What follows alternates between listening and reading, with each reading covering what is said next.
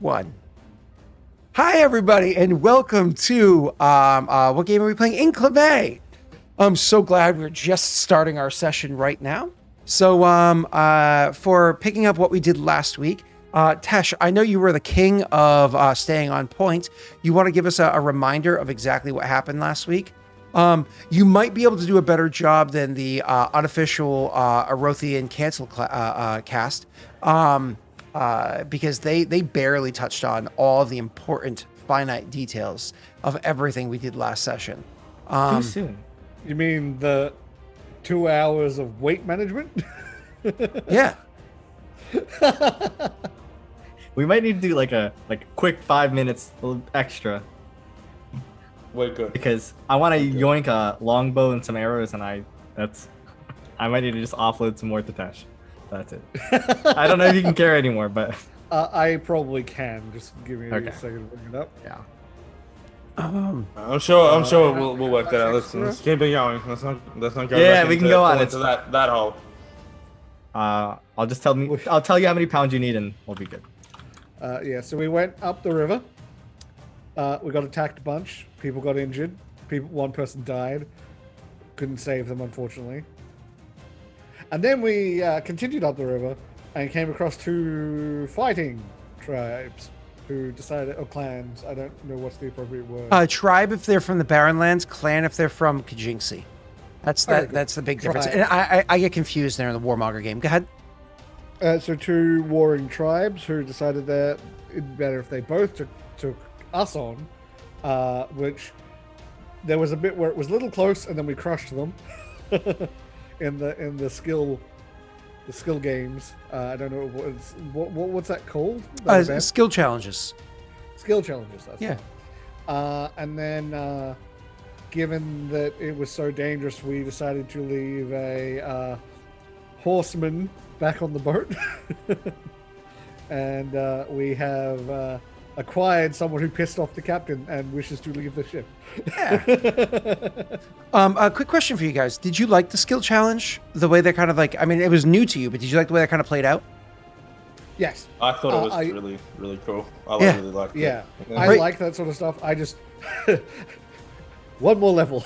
Yeah. And then I could have done a bunch of extra stuff.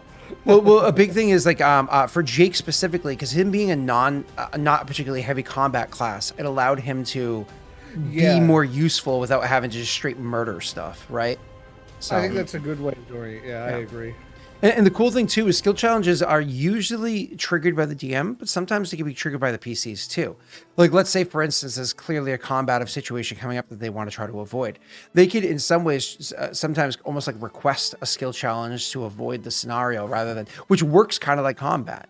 But either way, we don't need to focus too much on this one. I like skill challenges because it showcases, again, characters like Jake's, because D&D is unfortunately a combat system that has RP wrapped around it, right? D&D was literally started as chainmail, which was a combat system, and has never shaken its roots. And then any other TTRPG that aren't heavily combat systems tend to not be particularly successful because that's the heartbeat of a lot of TTRPGs. That's a way of keeping that combat mechanic in the game without having to punch somebody in the face, which I think makes it work really smoothly. Even if it felt jittery because we're new to it. Well, this group is new to it. But back to game. So we're starting the session for the first time today. Haha. Drop a pin right here. So you guys are finally getting off of the actual boat. We're literally picking up with you guys are off of the ship. And to be clear, near to a tribe that you guys are, shall we use the phrase, friendly with. Can somebody go ahead and just ban Steve for me real quick? To a tribe that you guys are we're going to use the phrase friendly with. You know, it's not like you guys are besties or anything like that, them and Paradel, but there is a degree of understanding, a small amount of trade that happens to happen. The thing is, obviously, tribes like this, they would like to get their hands on some of the stuff that they really offer, that Paradel really has to offer. But Paradel actually, maybe they learned from mistakes in the past, or maybe they just watched U.S. history and realized, oh, if we're going to eventually slaughter all of these Native Americans, maybe we shouldn't give them guns in advance because they don't offer them their proper armor and weapons and stuff like that as part of the trade. They offer other goods of value as part of the trade. So let's say, for instance, while the Karak are particularly good at producing things like, say, rope from the intestines of their fallen enemies, they don't have things like silk rope, which is particularly lightweight and actually far more durable. Doesn't as easily rot in the sun and stuff like that. You know what I mean? I imagine that might be a problem. Yeah, right? Can you imagine a fully armed and armored horde? Oh my god. I mean, I can. I don't want to. Yeah, can we not? Right? Like, imagine if you had I'm forgetting the name of the nation. Nation in I think it's like North Central Asia. I think it's, what is it, north of China, I think, that like controlled the Mongolians. Imagine like the Mongolians with like sorry, I think it's north of China. Yeah. Yeah, I thought so. Imagine the Mongolians with firearms. You know what I mean? No. Right? Liz, Like no. they would have completely controlled the region as opposed to effectively controlled the region, right? You know, like it's yeah, that'd be bad. That'd be bad. Oh, I didn't even see your message, sir. Either way, so yeah, it'd be genuinely frightening. You know what I mean? One of the reasons why you guys haven't really seen this, and maybe you will now, is their weapons aren't particularly good. Actually, there's a whole builds towards how those weapons work, which we're going to get to this session. So you guys are amongst those tribesmen.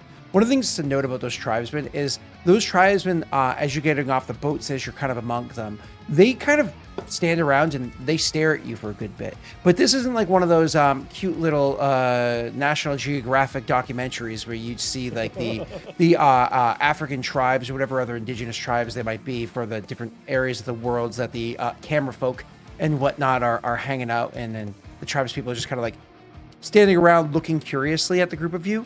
They don't look at you with this kind of like curious look, right? They look at you with this look like, I wonder how easy it would be to kill them and take everything that they have. I wonder what they taste like. I wonder if their meat is worth eating. Because one of the things is like killing you and eating you is not just something they do for fun. It's one of those things where they do it out of necessity. But also, if you were a quality warrior, if you could put up a good fight against them, then by consuming you, they're taking your strength, right? It's not just like, oh, it's filling my grumbling belly. It's they're literally taking the strength of what made you the good warrior you are, and they're taking that into themselves. If you in a fight against them deliver a particularly devastating blow, where you like cut them deep to the point where they're like packing it with maggots and stuff like that to try to heal the wounds, then, and by the way, yeah, obviously they have to harvest maggots to be able to do that sort of a thing. You can guess where they get that meat from. Anyways, where they have to like do this, they're also consuming you to bring your strength back to that, because that scar is a scar that they earned of merit. Like a scar from a stab in the back or something like that is not a meritorious scar, and you'd usually try to cover it up with like some sort of tattooing or clothing or whatever it might be. But like an open wound from a good fight, that's something that they're going to showcase, right? So they're giving you this look that you're kind of looking about them, and you're probably hearing from like the captain or whoever it is. Yeah, the captain, who is familiar with coming through this area. Oh, don't mind them. They're just being curious. But the look that they're giving you suggests, nah, bro. Nah. They're not being curious. This is why I'm glad I look like I'm made of crystal right now. Yeah. Hopefully looking a little less edible. I'm so sorry. Did you say... This is why I'm glad. Well, I'm glad I look like I'm valuable right now. Well, That's what it sounded like you're saying. I just want to confirm. So have I been on this route a bunch? Like on this trek? I would not say a bunch, but yeah, maybe like a good half dozen times. Because I speak Kuruk, would I be like maybe friendly with any of the tribesmen or women? That's actually, I would say, I'm going to leave it to chat on that one. V-Sword likes to roll horribly when you really need her to do well. So I'll allow V-Sword to go ahead and roll me a D100 real quick. Yeah. Because, if I am, it might be useful information. Ooh. 81.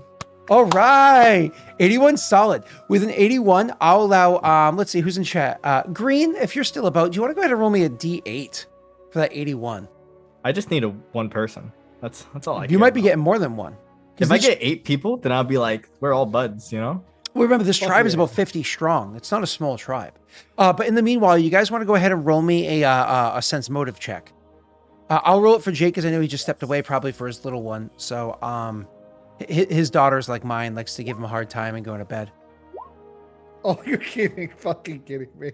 At least we don't have crit fails. Wow. Trash. I'm glad I have +9. Wow, absolute trash. So I'm friends with 6 of them. Green rolled a good 6. amount. Yep, 6. Yeah, that's 10% of the tribe. Yeah. Fuck yeah. So, I'm just gonna. Tathis would probably immediately just walk up to them. Like, I assume like I'm with a group of like closer tribesmen, right, or women, right? And you kind of walk up to the 6 of them. Wait, all 6 at once? You just assuming they're hanging around waiting for you? Well, I assume That's very like, presumptuous of you. I said I assume I'm probably friends with like a closer like knit group of the tribe, right? Because of the 6. Oh, I see what you're saying. Yeah. But even amongst that group, like that, so more or less, you're saying there's a group of friends, and you're their weird friend, right? Exactly, right. Yeah. You're their, I'm like you're the their one token. I'm the one that's like strange, but like still like, yo, what's up, dude? But like kind of like.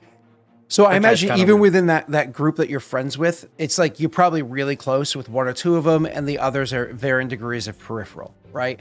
Like Yeah. there's Clicker, and it's like, you're like, he tolerates you, but at the same time, if he had the opportunity, he'd probably eat you. Yeah. Well, they'd all probably eat me. Well, that Be real. again, there's a difference between, because the Kuruk don't just like kill their friends. Of course. Yeah. But they would eat Okay. their friends. Oh yeah, out of respect. Yeah. You live on within them. I was trying to think of what the accent would be with like in Kuruk, but I just can't think of it, so I'm not gonna try. What's a common Joey? Is that the common Barrowland's name? Oh, it wasn't Joe. Was it Joey? What is Tony. it? Tony. Tony. Hey, Tony. Hey, What- Tony. Why Hey, is this a Tony. thing? What is Oh my god. any useful information? We're heading inland. It's funny. I was just in Providence on Saturday, and there were a lot of Tonys in Providence. We're talking like Can sunglasses. you please put on like a heavy Jersey accent? when you Exactly. talk Yeah, now? we're talking sunglasses on the back of the head, the hair spiked exactly as you think, the clothes exactly as you're imagining. Like there were a lot of Tonys when I I'm was in doing- Providence. I'm doing my best like fake Italian-ish accent, and I'm gonna get hate for it, but that's fine. Yep. But hey, Tony, any information on the inland tribes? Any points towards the direction we're heading? About that ways, towards the woods. So you're asking? Sorry, say the question one more time. Any Like information on information? Like, That's, I didn't hear if you said information or direction. My apologies. Could you actually go ahead and roll me a diplomacy check? Granted, they're friendly to you. So the I DC really is suck at lower. diplomacy. That's okay. You're gonna have a better chance than them. It was very close to that 16, 17, and 19. Like, just right there. So friendly towards you is a DC 10 plus their basic charisma modifier. Luckily, you're dealing with Karuk, and their charisma is not very high. Unfortunately, you of course did roll a 3. You're not going to be able say to. that charisma is If I- -7. I mean, it could be -2, which would be a DC 8, which I still can't reach. So the Karuk responding to you, and you're speaking in Karuk, so they'd be like, "There's tribe in there, but you know how it is. You survive. From you, I cannot help. You die, you deserve die." One of the others will chime in and be like, "Strong live." I've been in this part a lot, but fine. Sure can't help a friend out once. He's like, I'm with "Hey, two what are you newbies." talking about? Oh, you gotta help out a brother. You know what I'm saying?" You know, I'm with 2 You'll newbies. notice someone who'll bump Tony and they'll be like, oh, hey, oh!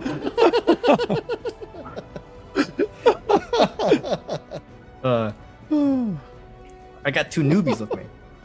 You know, anything to help a bit. You know, I got my navigation skill. But, like, do you got numbers? You know, are they 2 hands? 5 hands? 20 hands? They're just gonna shake their head.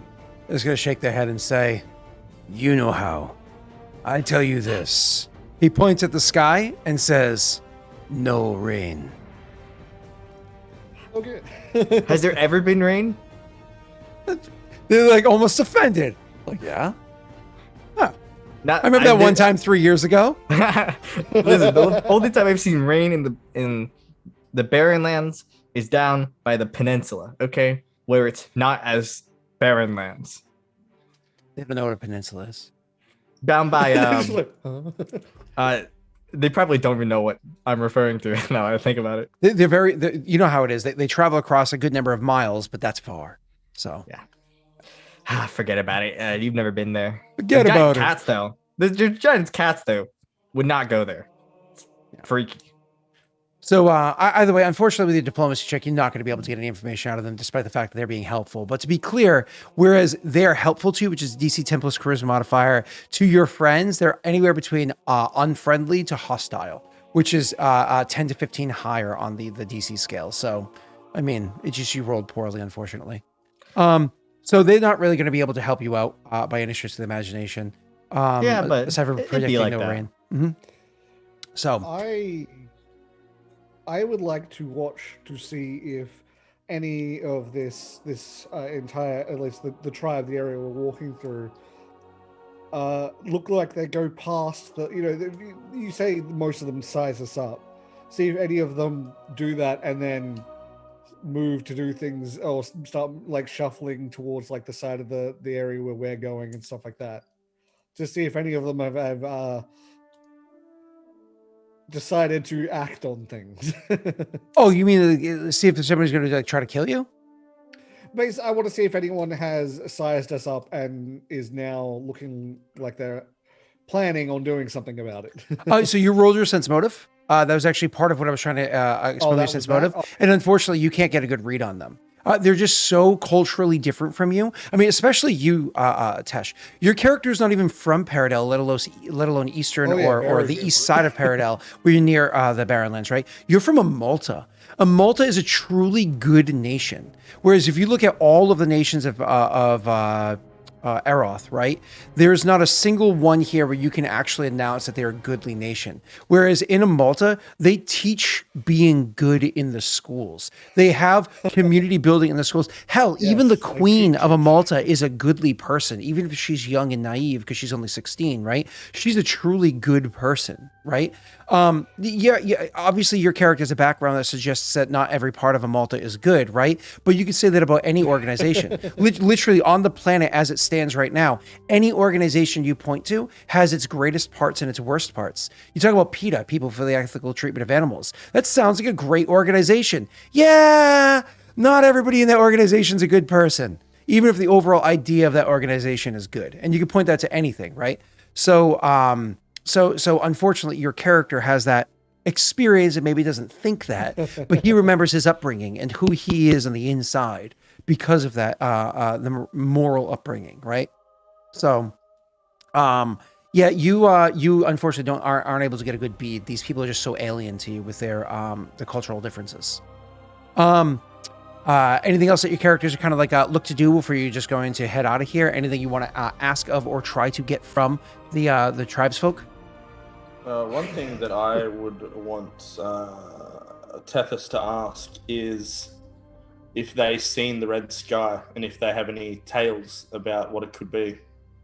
It's actually a really good one. It's a really good I forgot one. that happened. Not gonna lie. Yeah, it is. It only broke Valoran. That's all. Totally forgot it happened. Hey, Tony. That you know when the sky turned red, blood red? Tony, God, we're gonna give him a better name than that. Even just like Conan or something. Anyways, so Any all Barren Lands tribes are Sopranos supporting cast now. Oh, no. oh god, all the tribal leaders are just what's his name, Marlon Brando. I mean, hey, I need to talk to you. Go ahead. Any tales, legends about when the sky would turn red, stuff like that? Like, your people tell? The sky, it did like blood. We do not know what happened, but with sky all red, we think that death is coming. You think one of your hordes are gonna rise? They bring a lot of death, I've heard. He does not answer that question. I tried. I see.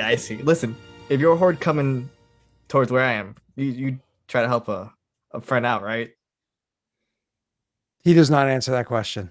You know what? He, like slaps his shoulder. You know what, Tony? Love you, buddy.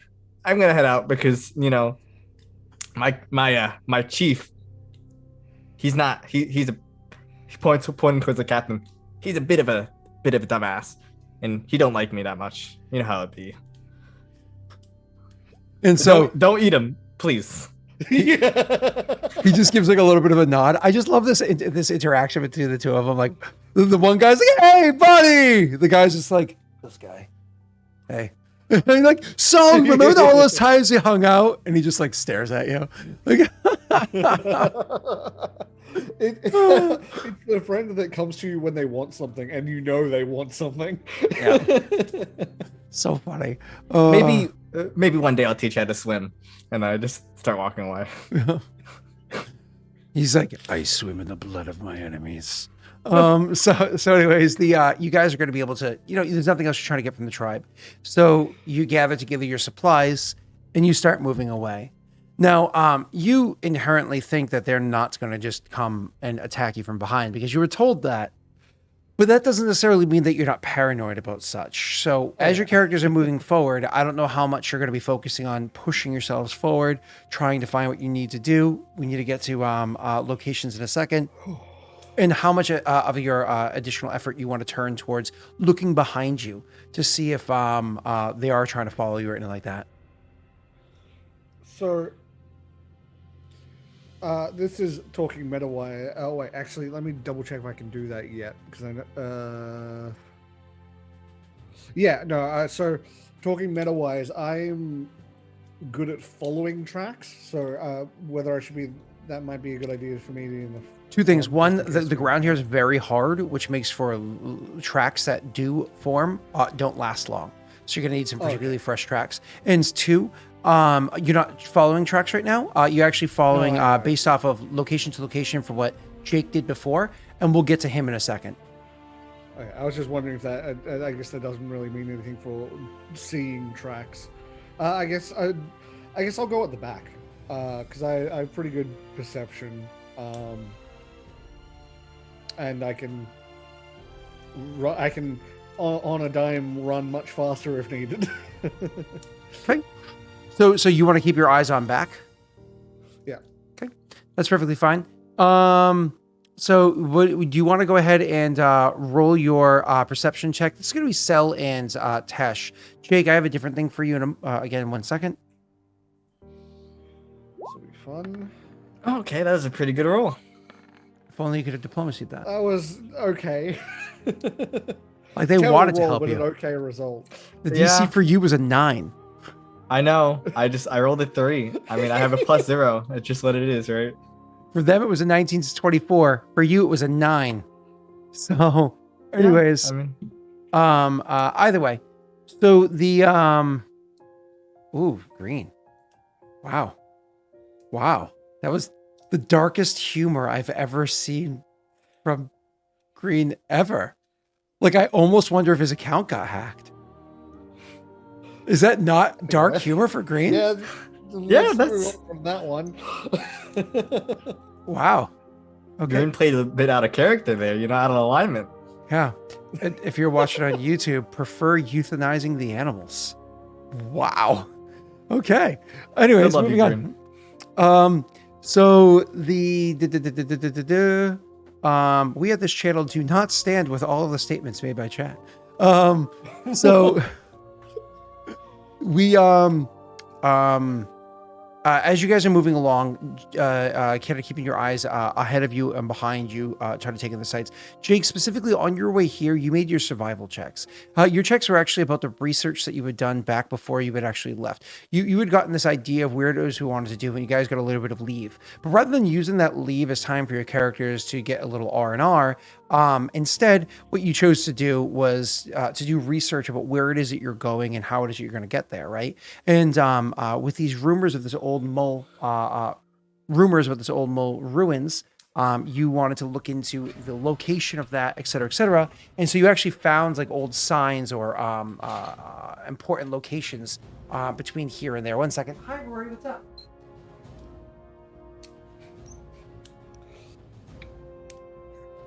Listen, if we're gonna get killed by orcs, it's my fault. That's all I gotta say. Look at see right there.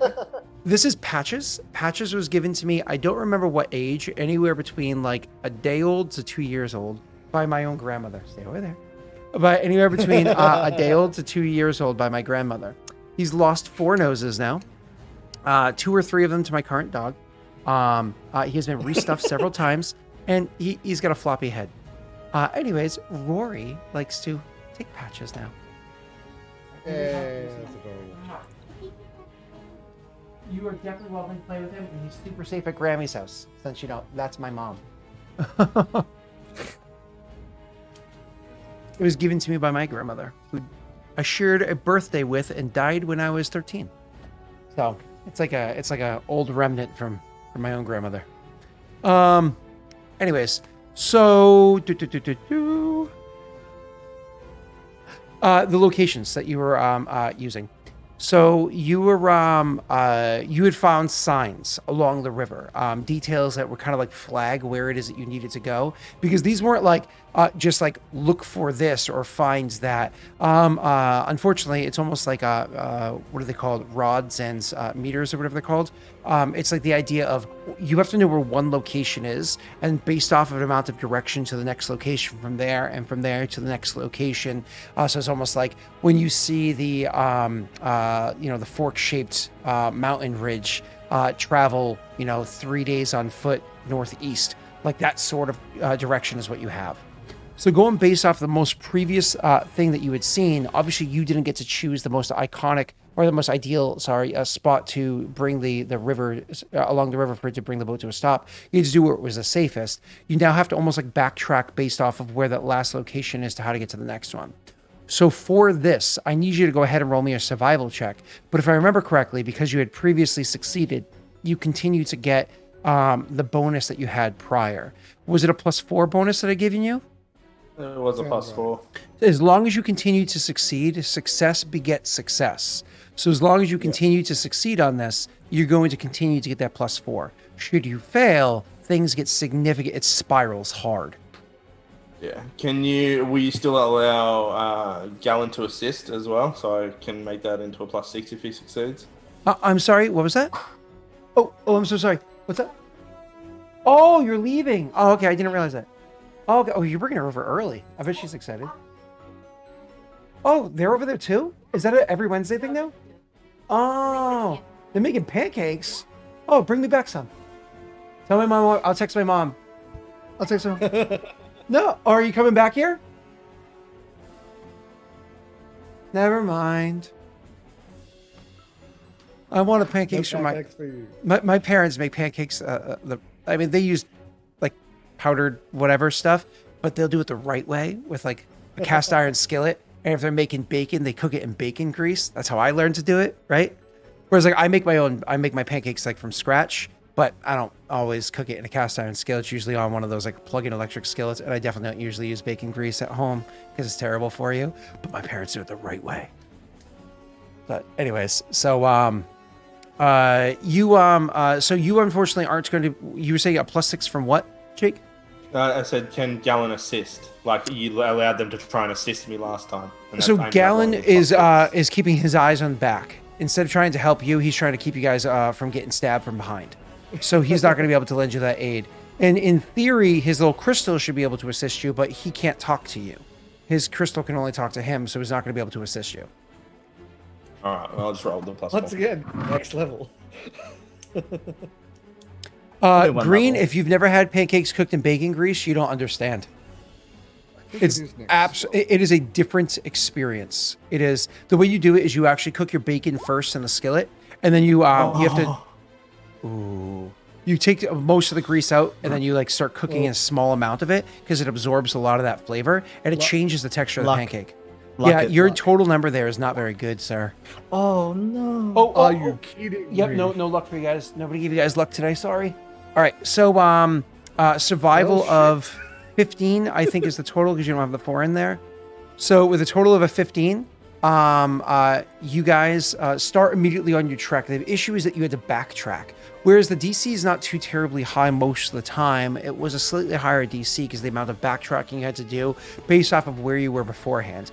Luckily, your character is actually genuinely a brilliant mathematician. I think you even have the mathematical prodigy trait. I could be wrong. Is genuinely a brilliant mathematician. But unfortunately, like, these are lands that you're not very familiar with. And to describe the barren lands as we're starting to go into them, you can't exactly travel in a straight line as you see fit. I often describe the barren lands as being broken, and there's a reason for it. Even if you're on flat grounds, the grounds there is so beaten up. Like, you can actually see there's many different cracks and schisms, whatnot, in the ground. A lot of that cracks and whatnot in the ground where it's incredibly dry is actually brittle infrastructure where, like, you can literally place your foot into what looks like solid ground and it literally cracks under your feet to the point where your foot actually sinks in. We're not talking about a huge sinkhole. We're talking about like a 1 or 2 inch drop, like a couple centimeter drop, right? Nothing incredible, but definitely enough to stumble you up when you're walking forward. When you're carrying heavy backpacks and a lot of supplies, so on and so forth, they can easily throw you off balance, twist an ankle, etc., etc.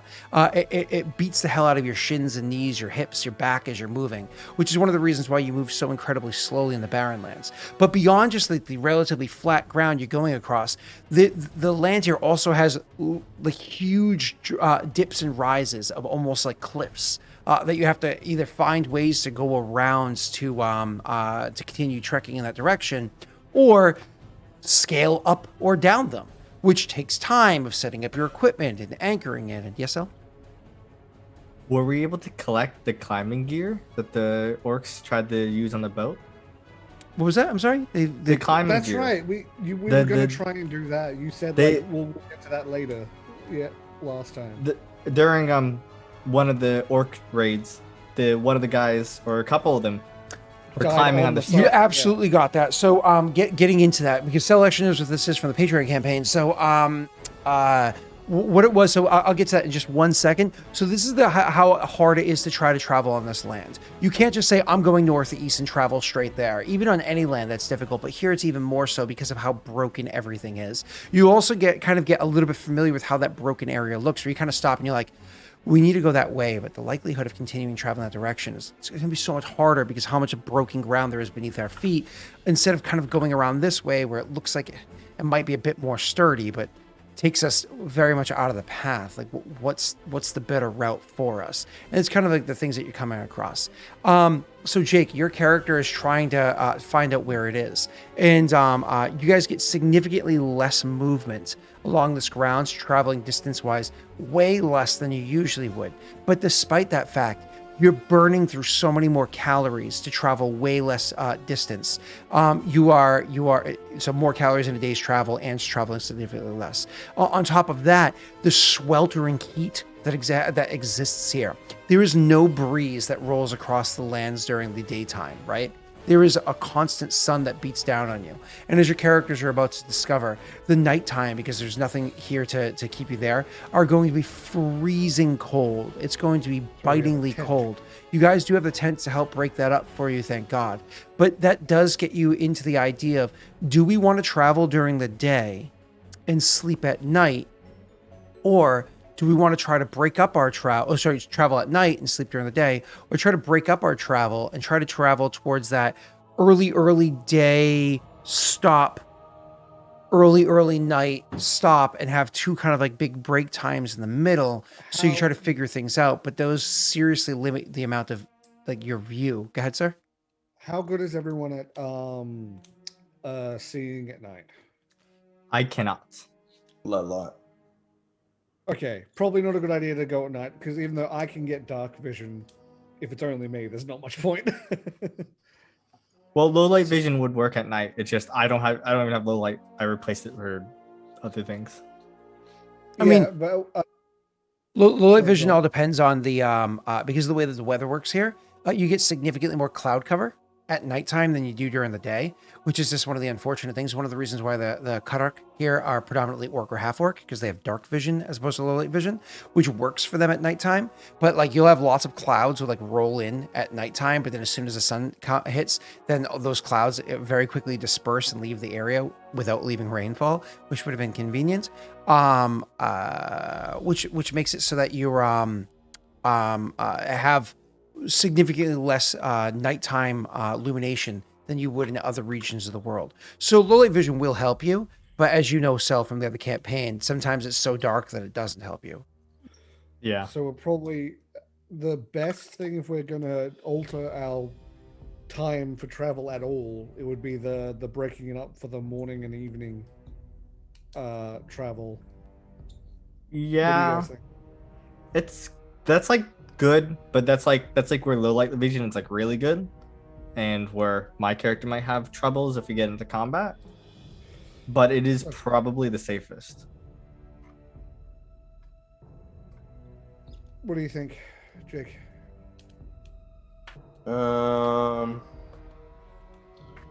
What do I think? I tuned out. I don't know what you guys are talking about. Wow. When to travel? Daytime, nighttime, or split it up between dawn and dusk? Because we can split it nighttime up. is a no-go. Yeah, split it up. I think is probably Yeah. sounds like the best idea. And then Aye, during Captain. those relaxed times, you're probably going to try to hide in the tent, even though a tent does allow for insulation of heat during the daytime. If you leave both sides flaps open, it can allow for a breeze to get through, while also giving you cover from the sun. Yeah. Same tactic you see people do with, like, say, a baby on a beach, right? They have those cute little tents they pop up for the babies on the beach. So, anyways, It'll do moving- something. Not much, but it'll do something. Yeah. Luckily at a beach, you usually have the breeze. You don't have to worry about cooking the child in there, right? So, either way, so the climbing things that you were talking about beforehand, what it is inside the Barrenlands is there's an indigenous creature that's kind of like a boar. It's not properly a boar, but it's close enough to it. It's described as being a boar and kind of talked about as being a boar by the different cultures, including the Karuk themselves. These large boar-like creatures, and I do mean large, they have these huge hooves with kind of like talons on them.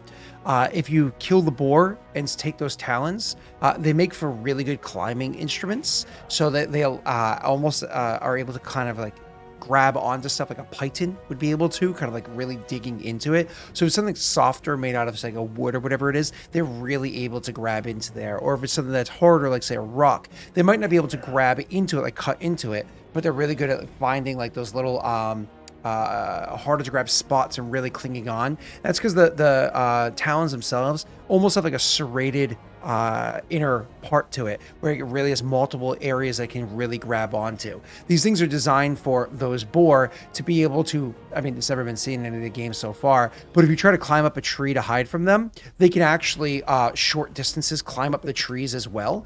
It's a tactic that they'll use for if somebody's kind of like low hanging, to then like bite onto them and pull them out of the tree, or if the tree itself is thin enough to climb up the tree enough to break it and knock it down, so that they could then get their prey, because they're horrible creatures that you don't want to deal with. But for something that's super lightweight like you, compared to the boar, you can use that to easily climb up many different things. It gives you a really So good it's handhold. like a boar crossed with a mountain goat. Yeah, kind of. With Yeah. claws. Yeah, but bigger Terrible. and to have a horrible screaming noise, which we'll learn about soon. Hopefully not. Oh, good. It should be fine. So we did get climbing tools though. So I assume they help us with the climbing. Scott, who was completely distracted by chat. Yeah, well, they're just continuing to talk about the horrors of PETA. And it's like, you guys could also change the conversation. But that's okay. So like, how many sets of them do we have? So it was the one set was what was left down there, which is important because with the rope, you can have somebody kind of climb up and hold on to or anchor the rope and whatnot. So, and it's depending on you get a plus depending on what it is that you're trying to climb up. So it's kind of like a scaling plus, right? So, And to be clear of what that is, so that you can write it down, so it's a static number for you. If you're trying to climb something softer, like a wood or whatever it is, you're going to get a +5, which is a huge bonus, right? But if you're trying to climb something that's harder, like a rock, you get a +2 to allow you to climb up it. What is everyone's climb check? So I'll be fine because like the worst case scenario, I can adapt to climb. So Yeah, well, I got a -2, so. I think we know who's getting that. Well, yeah. No. You depends on don't the give it situation. -2. You actually give it to somebody like say a cell, so he can get up there and help Jake. If I could take my arm off, I have a +7 by default. Did you say if you could take your arm off? Armor. If I That can makes so much more sense. If I can doff my armor, I get a plus of a +7 before the things. Oh, it's like I don't remember your character having a. Let me see. Wait, if I can. Let me see, because I've set it up so I can just take my backpack off, instantly. I've set it up so it's all the same weight, so that should hopefully adapt. So if I drop my backpack, I have a 7, just by putting my backpack down. Cool. Okay, so we're so you're probably do it quicker than I would. Okay. He's saying you should take them. Yeah, I'm trying to decide whether it's worth doing that or if I should just adapt to climb speed. I mean, if you don't always have the ability to adapt that quickly, so why don't you just, because you don't have that ability to quick adapt yet, do you? I do. Okay, and when you quick adapt, just as a reminder, you then can't change off that adaptation until what, the next day or whatever it is.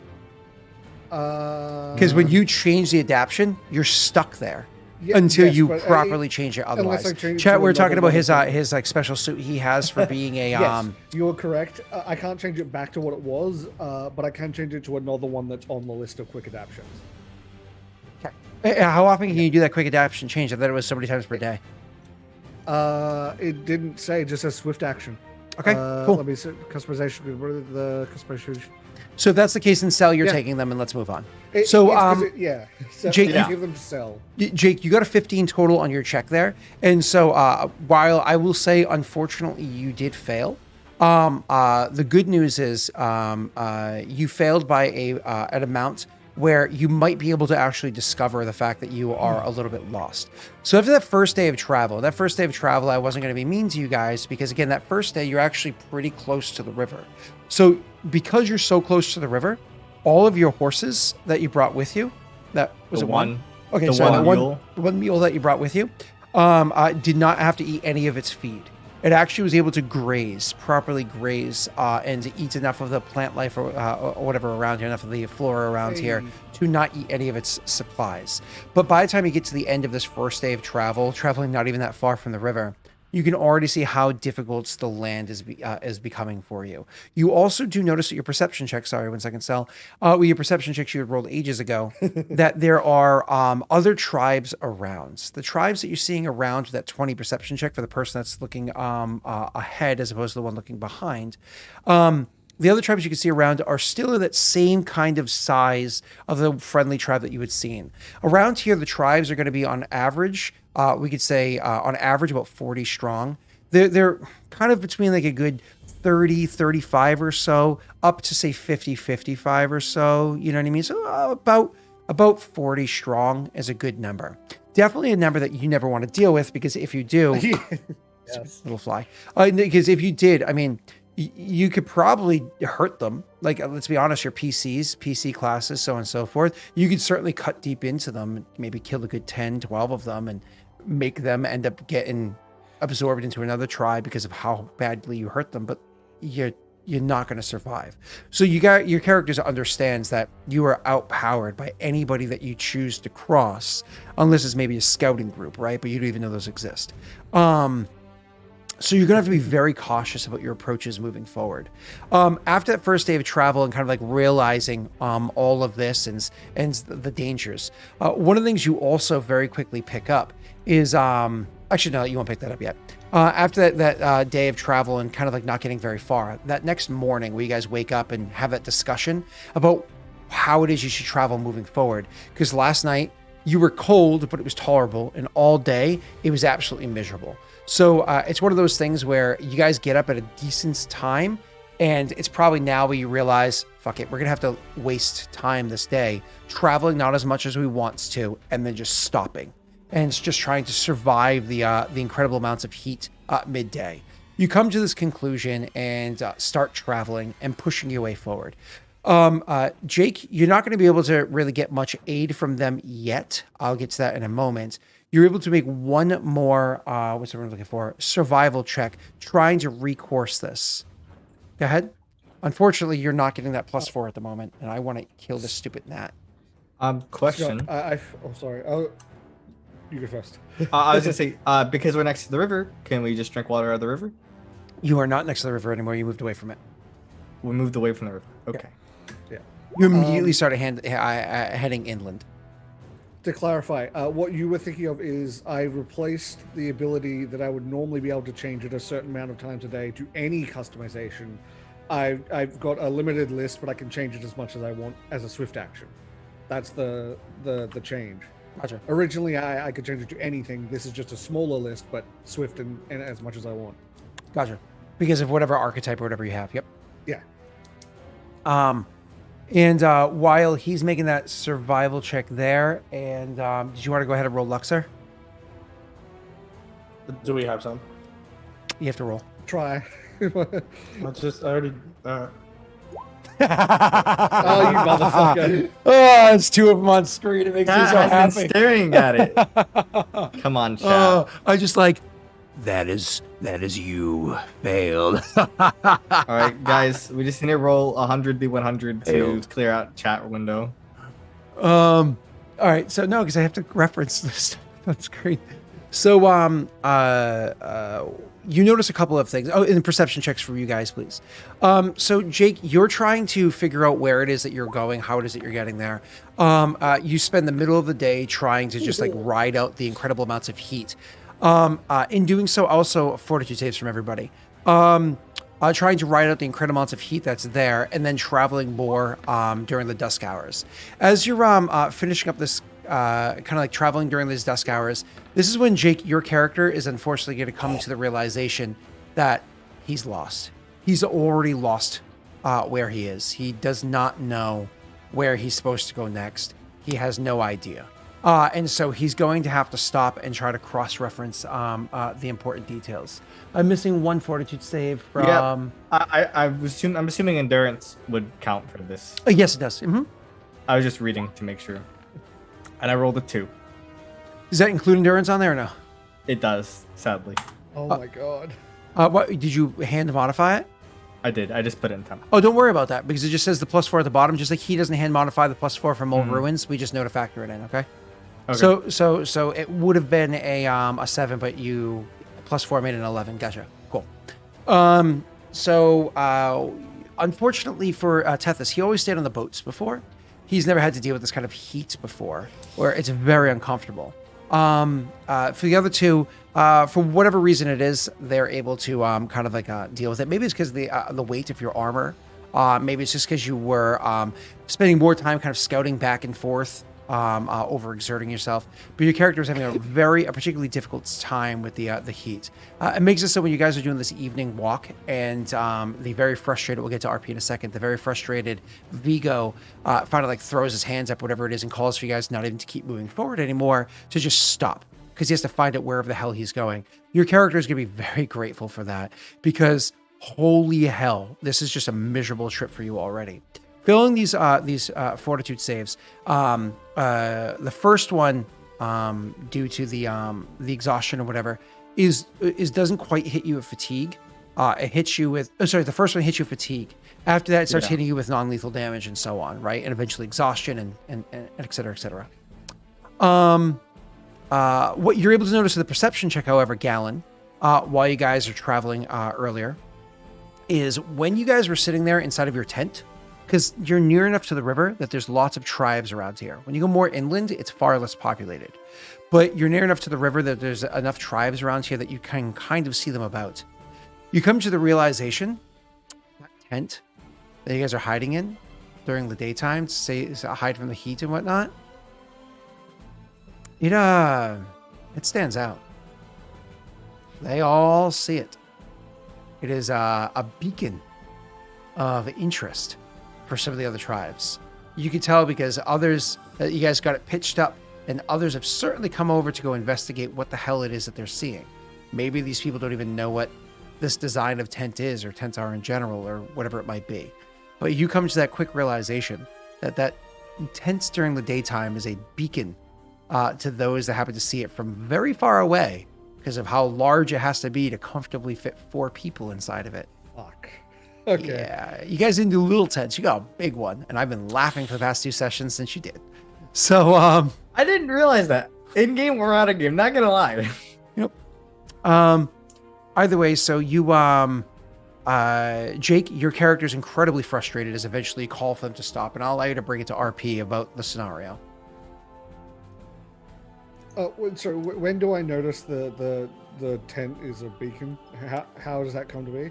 Oh, you can do that RP beforehand, which is a little bit earlier in the day. It's probably while you guys are breaking down the tent to leave. You're like, there's a lot of people staring at this situation. Oh, okay. Then we don't have to RP it. Way more than when you guys were actively walking across the lands. Go ahead.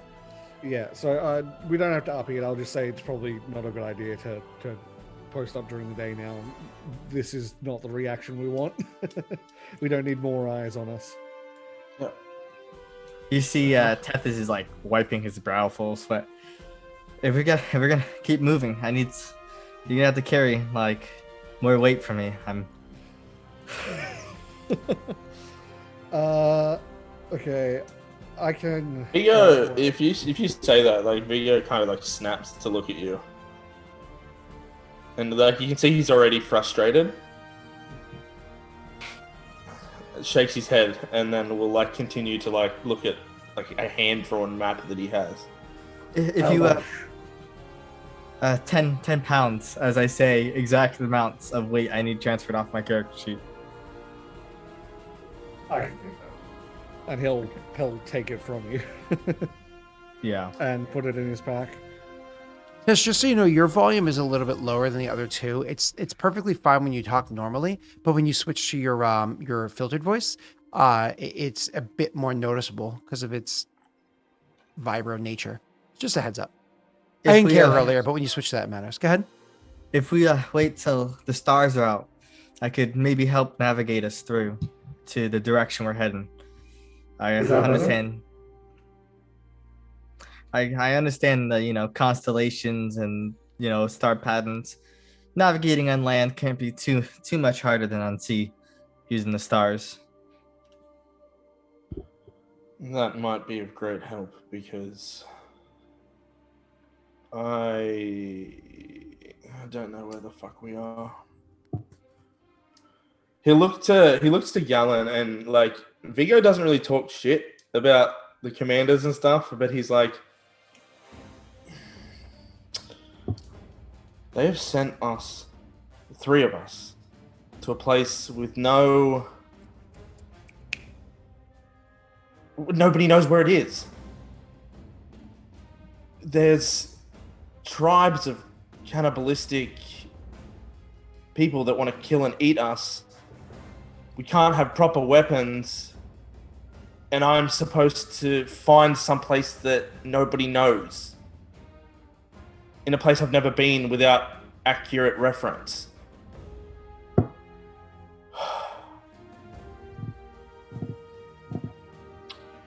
Scott, then they could have given us a fucking map.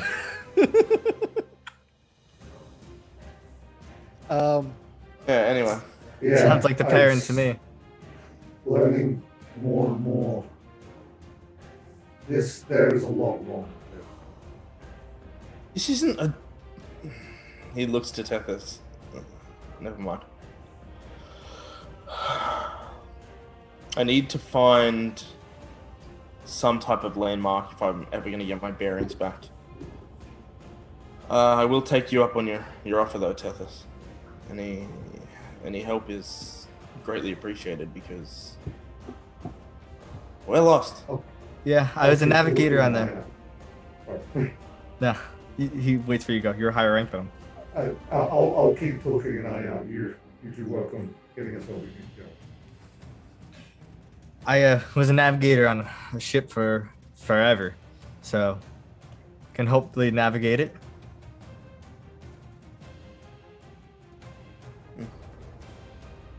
Well, if we don't get our bearings soon, this mission really is a suicide run. Actually, you have a hand-drawn map, right? Yeah. Tethys will walk over. One of my traits is navigator.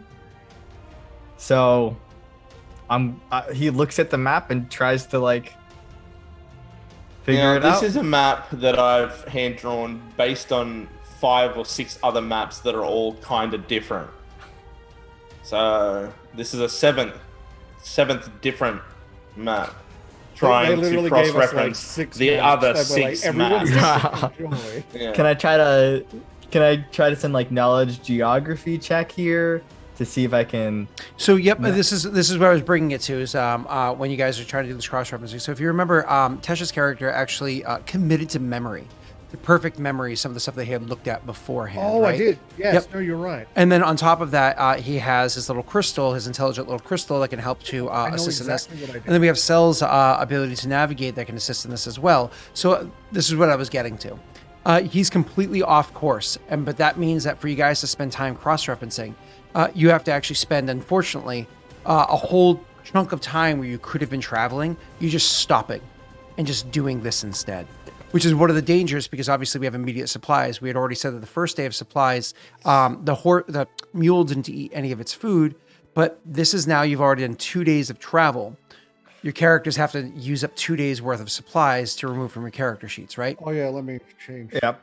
So, yeah, I'm keeping track of all the stuff on Tesh. I'm keeping track of that too, just to make it easier. The stuff I put on Tesh.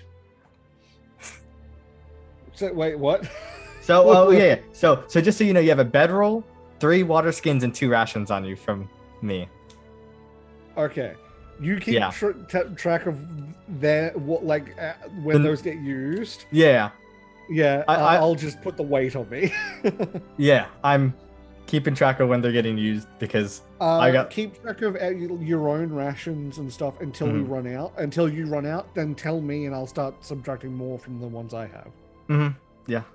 So, okay, cool. So, we're obviously you guys are using up these supplies. So, the second day of travel, you only traveled about half a day, and then the second half of the day, the second half of the day, you had to you're gonna have to stop and just do this kind of a replotting. So that being said, this kind of funny enough comes down to like a skill challenge again or assisting again. Trying to re-navigate back to where it was that you meant to do. So Jake, you're pulling out your rudimentary map that you were able to do yourself based off of what you understand from the landmarks that matter, so on and so forth, including being further down the river. The good news is, relevance in the river is something that Cell's character actually understands fairly well. Tethys actually understands fairly well. So he's going to be able to kind of help you kind of coordinate between those spots. Whereas Tesha's character is going to be able to, he can't really draw it in the ground that easy because the ground here is so friggin' hard. And none of you guys have illusionary spells to really make something good there. But you can start doing some markings and whatnot to really kind of help with this.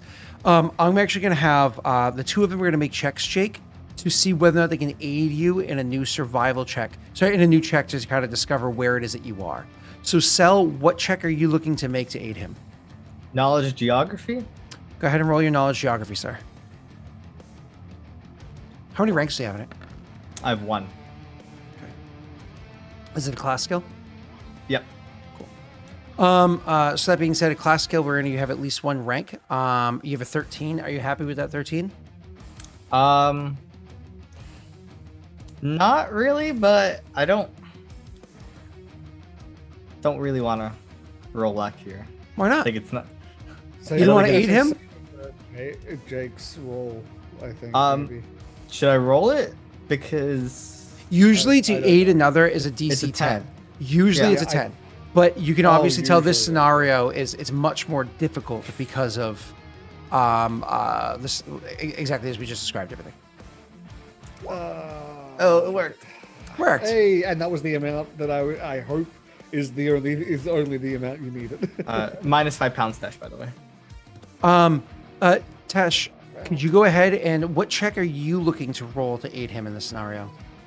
So I imagine it'd be survival, or if you want, I can do Nice, Ash. auto hypnosis because it was the memory thing. But survival is 1 point better for me. It would be survival. Auto hypnosis means that it is committed to memory. You don't have to re-roll later on to call it That's out. what I thought. Okay, cool. Hey, Nice.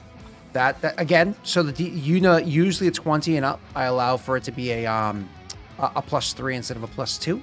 Did you want to try to see if you can get a little bit higher than that, or?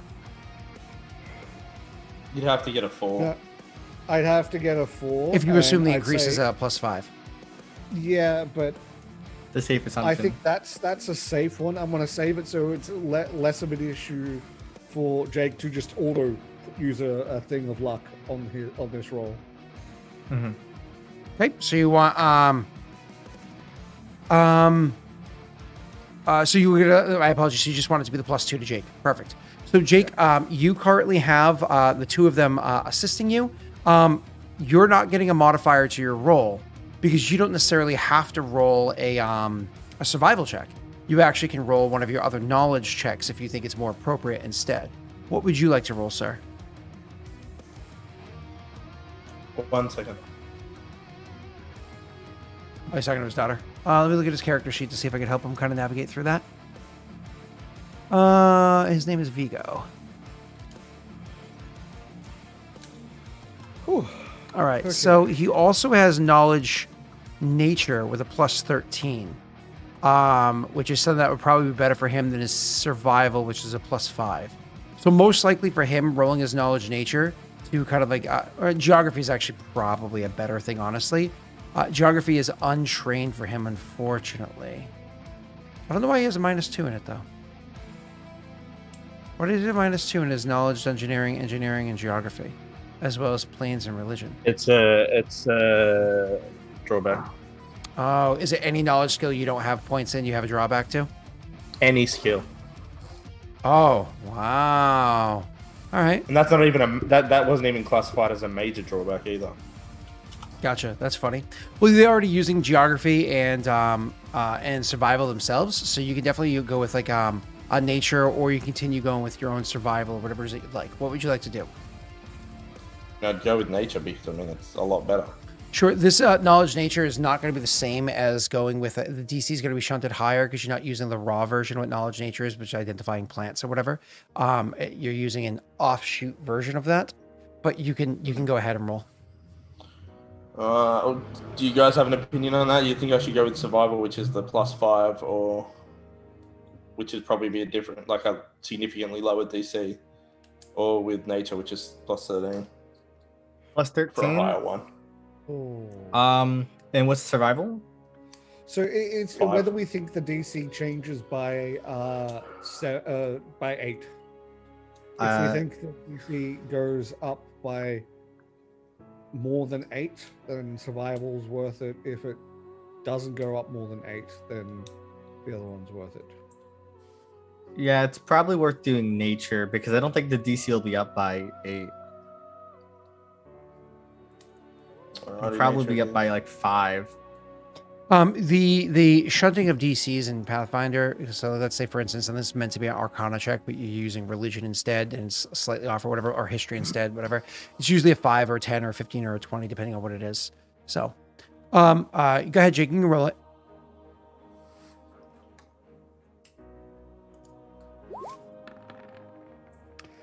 Pretty solid number. All right, so you got a 21. Sorry, not 21. Sorry, throw 26. a luck on there just in case, so we can get a head start if you happen to get a 4. And does that include the lore gem? No, it doesn't. Okay, so that's effectively 5 higher, so that's a 31 total. Plus our 4, right? Huh? Oh no, you Didn't guys are we doing it just- differently. So since you were Okay. able to succeed, Jake, since you were able to succeed, you're gonna get to roll everything all together. What's up? Oh wait, we didn't. Yeah, so since you're able to succeed, you're going to be able to roll everything all together. So for you, Jake, can you go ahead and roll me a 3d8?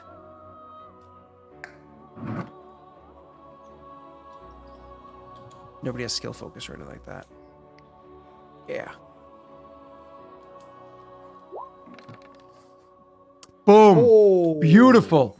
Absolutely beautiful. And half a day's travel, half a day's travel time is wasted on trying to rediscover where you are. And eventually, it's just one of those moments of discovery. I often make this reference for people that are like to solve puzzles, whether it be like puzzles that you do with like physical puzzles with your hands, or if it's like if you're like a developer and you like to write code or whatever it is, and all of a sudden you realize what it was that was broken the whole time, or what it was you're off, and all of a sudden like, I got it! Oh my god, I figured it out. You finally realize where it is on the map that you are and how off course you are. And you realize that a slight course correction that you have there is going to be able to save you. But not only did you succeed, you actually had a tremendous amount of success along the way with the survival check that was done beforehand, the geography check that was done beforehand, kind of like leading up to this, right? So those are going to tell you, while you do have a very easy course correction that can get you back on track without losing too much more time, unfortunately, that does bring you through an area where you saw a couple of those Karuk kind of staring at you as you were setting up and breaking down your tent, painting a huge target on your back. You could go that direction if you would like, or if you would like, you can waste effectively a whole day's worth of travel going as far around them as you can to get to that point where you were trying to get to. And what's my brain trying to do here? Trying to get to where it is you're trying to get to, but avoiding them entirely. You know what I mean? And trying to get there, you can choose when in the day, So dawn, we've dusk, already day, lost- night. We've lost a day's travel already. Mhm. So we're looking at losing another day if we avoid them. Is that what we're looking at? How many days do we over? You're getting quiet again, Tesh. It might be because you're not talking directly into the mic. What were you saying? Oh, that I moved away. Yeah. Yeah. How many days do we over plan by? I think we overplanned 2 days. Ah. I think it was 4 days there, 4 days back. We brought 10 rations and 10 water skins per person. Is what I recall. We have to go through. We have to go through. Yeah. Yeah, and I don't think going back to the ship is really an option. Well, I think no. no, I don't think so. Especially if we've been drawing the attention we have. I think unfortunately we have to go through and hope that they stay back. Am I still Or fatigued? at the very least, pardon? Yeah. Or at the very least, we make a big enough impression that they back off. This is gonna suck.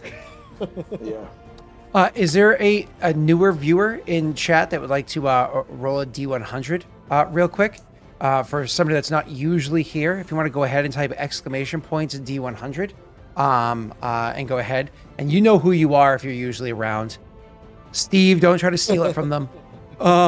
So anyways. Joey rolls. Yeah, I know. All those thieves. So anyways, you guys are able to more or less course correct. So that it was during the dusk hours that you choose. We figure it out. You're finally going to be able to go. You spend that night during the deep parts of the night inside of your tents to try to insulate some of the heat as the cold winds come whipping through the barren lands. It is truly frigid. Your characters aren't comfortable enough with one another to necessarily go ahead and cuddle up and stay warm. But you definitely are all inside the tent, relatively close by to each other to survive the evening. In the morning, when you get up, just stay too. In the morning, when you guys get up, you're going to start, you're going to get up extremely early. This is earlier than even all of your very early schedules usually are. So you kind of get up while it's still dark out and still cold out, get your stuff together and start pushing on to travel in that direction. Start trying to move your way there. Now, correct me if I'm wrong. Obviously, we're trying to move through this dangerous area while they are happen to be here. But because it's the more direct path, you could potentially push your way through and get there while it's still dark, while they might still be sleeping, or whatever the case may be. Could I just go ahead and have you guys roll me a survival check to get from A to B on how well it is? By you guys, of course, I mean Jake, because the other two are rolling me perception checks. Nobody else in chat chimed in that they want to roll, so I will allow V-Sword. You want to roll this one for me? Oh, you rolled the one, not me. That's not good. That's really not good. That's not good at all. And I rolled a 2. Okay. Oh, I've been rolling so trash. I keep rolling high. Take my luck, Jake. Just take my dice rolls. Please. Okay. Yes, V-Sword. Let's wait. Hang on. Do we want Tethys to roll a luck to try and get to 20 to get that perception? Because if that I think unfortunately that survival is fucked. So we may want to at least see them coming. Do we want to? What do you think, Jake? 16's pretty good for spotting people in the barren lands. It's pretty flat. It's not flat. It's broken, as I described 100 times. Yeah, true. Roll it. Okay. I say roll it. We want. Yes, thank fuck. Okay. And the skin color of the Karak can range, but it does tend to be slightly like it tends to have like greenish tones or brownish tones and whatnot. So and also the people here tend to have like they're not exactly bathing quite often in areas that have very little water, so they tend to have like a lot of dust and dirt and whatnot on them, so they can blend into the terrain pretty well. Not to mention the clothing that they're wearing is usually made out of skins of creatures that are indigenous to the area. So once again, blend in pretty well as it is. It's all just brown. It's like the Mexico filter in movies. You know what I'm talking about? Yep. It's just the, you know what I mean? Well, you could have some areas that are almost like a little bit of reddish, you know, like the because I think I described the broken ground as being red, where Jake's character's session 0 was before, like in the Arizona deserts or whatever. But continuing on, so you as you guys are traveling along, unfortunately, what it wasn't that necessarily you put yourselves at risk of seeing other tribes. I'll get to that in a second. It was that the exact path that Viggo took you guys on to get you back on course. He was so dedicated to wanting to get you guys back on course as quickly as possible so you can push on, that he went directly straight instead of taking a slightly curved path or slightly out of the way path, and brought you right into an area where the ground was extremely crumbly, where the ground was actually breaking beneath almost every footfall. And it put you into a case where now the ground in some areas, it's not just breaking, but the way that it breaks, it makes the ground itself almost kind of jagged. So it becomes dangerous. Not quite the stone spike spell, if you will, but definitely a dangerous area to be traveling through. You're traveling exceedingly slower paces. You're traveling in areas where it literally cuts into your legs and whatnot as you're moving. It is very dangerous. The downside to this is because you're traveling through an area like this, there are other tribes around here that know that this kind of area exists. Much like the Great Plains Native American tribes in the United States would utilize cliffs to herd buffalo off of, so that they just like jump and die, and others would wait down below to finish the kill and take the meat. There are tribes of Karak that exist here that wait for other animals or dumb people to go and find themselves in, because it gets them into an area where they just become sitting ducks. You can easily pick through them with bow and arrow from a distance, because they are, not able to return fire or get to you very easily, or they can just stand there and laugh as they just kind of fall over themselves and find themselves cut up and beat up on the rocks and whatnot, or just sit there and wait till they die of heat exhaustion, depending on what kind of meat they want that day. Anyways, so as you guys are traveling through this area, you realize how incredibly difficult it is to travel through. What should have been half a day's worth of travel to get through, unfortunately finds you smack dab in the middle of sunlight, all the way up and starting to heat up. And as the sunlight's starting to heat up, you see very well with your 20 there, the other tribesfolk coming to the area to see if there's any new pickings that have found themselves into the natural trap that happens to exist here. And whoo! They're pleasantly surprised to find out that there's something there. You can actually see the excitement of the Karuk as they're walking down and like to each other. I hear them. Yeah, well, they're far. Shut up. As they're like whacking each other, like seeing it on their way over. You see them coming as well. With your 20 perception check, not only do you see them coming, you're actually able to identify at least it's not a lot of them. 4. So you are outnumbered, unfortunately. Do we have time to climb up a cliff face? Unfortunately, it's not broken like that, right? This is broken ground to the point where it's the dragon break beneath your feet area. Mm-hmm. And when your feet like drop, this instead of an entire inch or two or a area. couple centimeters, it's like a good 4 inches or so that it breaks down. Sometimes a little bit more, and the broken spots have it's very just sharp, hard rock. So if you almost imagine like you're stepping through limestone. Mm-hmm. This is a trap area, essentially a natural trap area. We're not running away from this, unfortunately. I think. Yeah, That's the whole point. Yeah. That's why they keep checking it. So the good news is, with you guys coming through here at the time that you did, with your perception check, you notice them coming before they get here. You notice them coming from a distance. But because they're excited, they're going to be coming a lot quicker. This gives you literally, if you were to guess, 1 minute. Can somebody in chat roll me a 1d4? 1 minute to before they get to you and they're able to start acting upon handling the situation. Okay, so A minute. We got about a minute to the Kuruk arrive. You can see we're them. not. Tethys points them out in the distance. All right, so I can see there's 4. I mean, you can see movement over in the area, whether or not you see 4, whatever. How far are they? In terms of feet? They Long travel quicker distance, than you do. medium, or- Long distance, long range. Long distance. So over So over out of- 400 feet. Yeah. So out of range of my bow for now. We're not. We're not getting 1 very second. specific. What kind of bow do you have? Composite. So it's 110 feet is the range. In case you weren't aware, a projectile, not a thrown weapon, but a projectile, is able to double its range, multiply its range increment with every -2 you take. So if its range is 110, that is with no penalty. It's 220 with a -2, 330 with a -4, 440, all the way up to 1,100 with a minus. No, sorry, 5. Yeah, for a -20. Holy shit. Okay. Thrown weapons can do that up to a -10, multiplying it by 5. Okay, so I guess I can probably start taking pot shots at them. If you would like to, you could do that. They do have cover and whatnot from the broken air. Well, no, it's relatively flat. My apologies. So yeah. I could as well. Well, honestly, we don't have time. If you do that, though, time then to they run. can too. So Yeah, but are they really gonna? If we nail one, if we both nail one, are they really gonna come out and fight it? You know, it's probably not worth the time. They can get easier food elsewhere.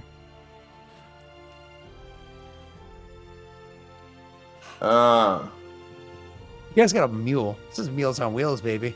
Oh, you're not wrong. We got a deal. Okay, we're not getting Viggo into this. is We'll start fighting. knowing that they're coming. He'll just say, "Prepare and attack at will." Can we set the tent up? Which quick one's for will? cover? Can we set the tent up quickly for cover? He just yells out Tony, and they all go, "Hey!" I don't think Ted so. takes like a good 10 minutes or whatever to set up. Okay. Have you ever been I'm- camping I'm before, probably- Sel? Yeah, but we can't do a quick setup. No, hold on. Have you ever been camping? I have. How long does it take for you to set up those tents? I mean, it takes a bit. And those tents are designed with Get it out. rope run between poles that are pre-designed to fit into themselves, made out of knot. Yeah, it takes a lot longer than that. We'd have to get it out of the off the pack as well and everything, which is that alone would take too Yeah. long. You know, Yeah. I can help. Okay. I've dropped the backpack. I'm pulling out the bow and I'm starting to shoot. Yeah, I'm taking shots as well. Is there I'm any way also for us to gonna coordinate who buff we're up. shooting at? or Yeah, I guess we should probably aim for the. Well, can we Shoot the ugly one. shoot the one in And- front? I'm assuming there's one like leading the scouting party, right? That's how scouting parties work. Yeah. Well, Yeah, not we'll lead, but both just aim for happens that to be the one, quickest. yeah. Sure. So what's the minus?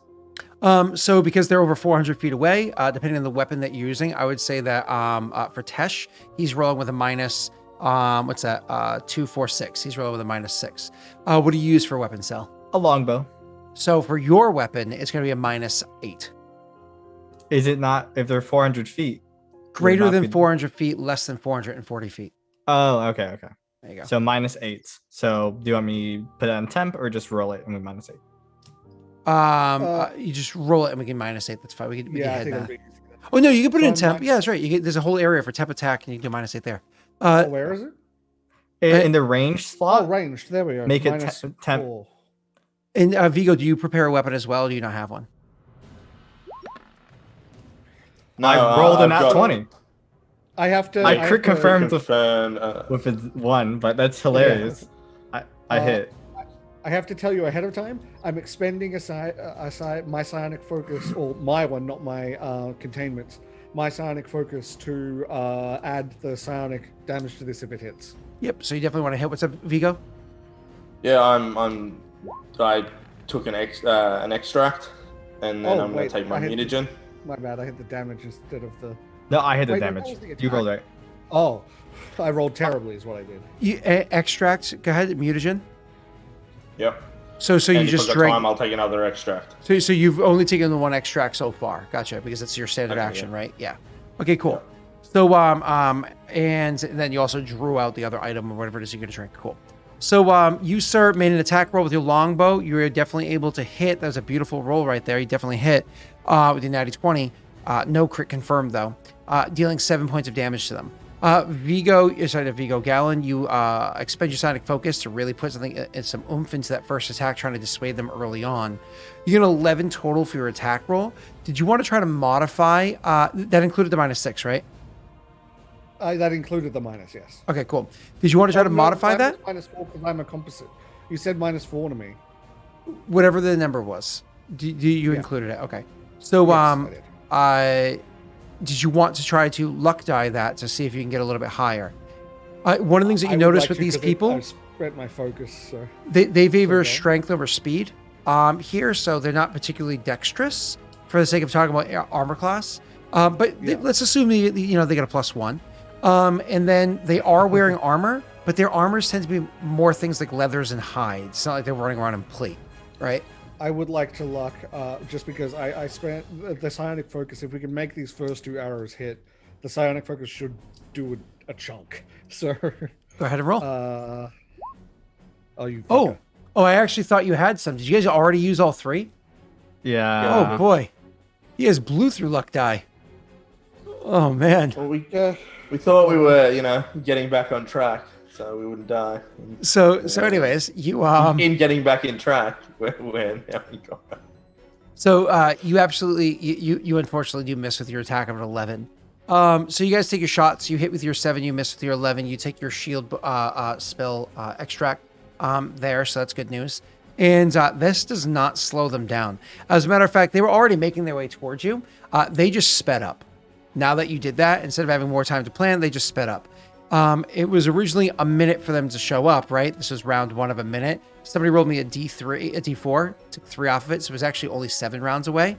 That was round 1, 6 rounds away. They're doubling their speed, so it's going to bring it down to 6 to 4, 3 rounds away. Yeah, thank you. They're not taking shots at us, so They are not taking shots at you. They're just going to rush down here to get here quicker. Is So that you're in a now better less- range. Is that less? Correct. Reduce How far away? reduce the penalty by 2. so Oh, was I supposed to be at 8 or 6?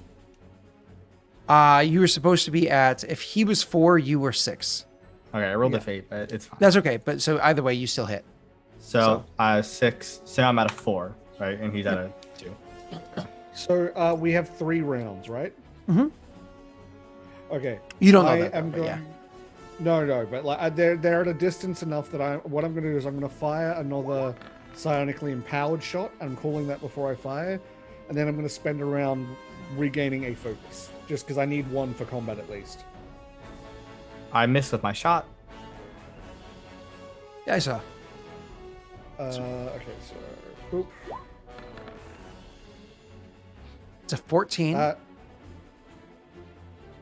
I think that will hit. I'm going to leave it. You're going to leave it? You sure? You don't want a chance luck in that? You want to make sure that you hit with your last psionic empowered shot? What do you guys think? You can try it, but I think Scott's baiting you. Yeah, I think he's baiting you, but go ahead.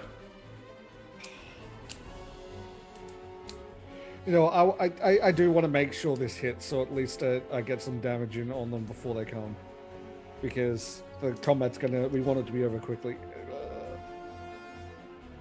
I hit the button. Did the button not click? Well, Oh. does a 15 hit? This was a good test. That we'll know if a 15 hits. 15 hits. Okay. Oh, thank fuck. Okay. And then, so it's that and that. If you click them too fast, then you don't get to appreciate the dice roll both times. So either way, you did a total of 14 points of damage, probably shooting the one that was already shot beforehand for the 7 earlier. So 14 minus 7, 14 plus 7, that's 21 points of damage to that Karuk. That is a lot of damage to an individual person. So you were able to shoot them, and actually that person ends up getting hit with a shot.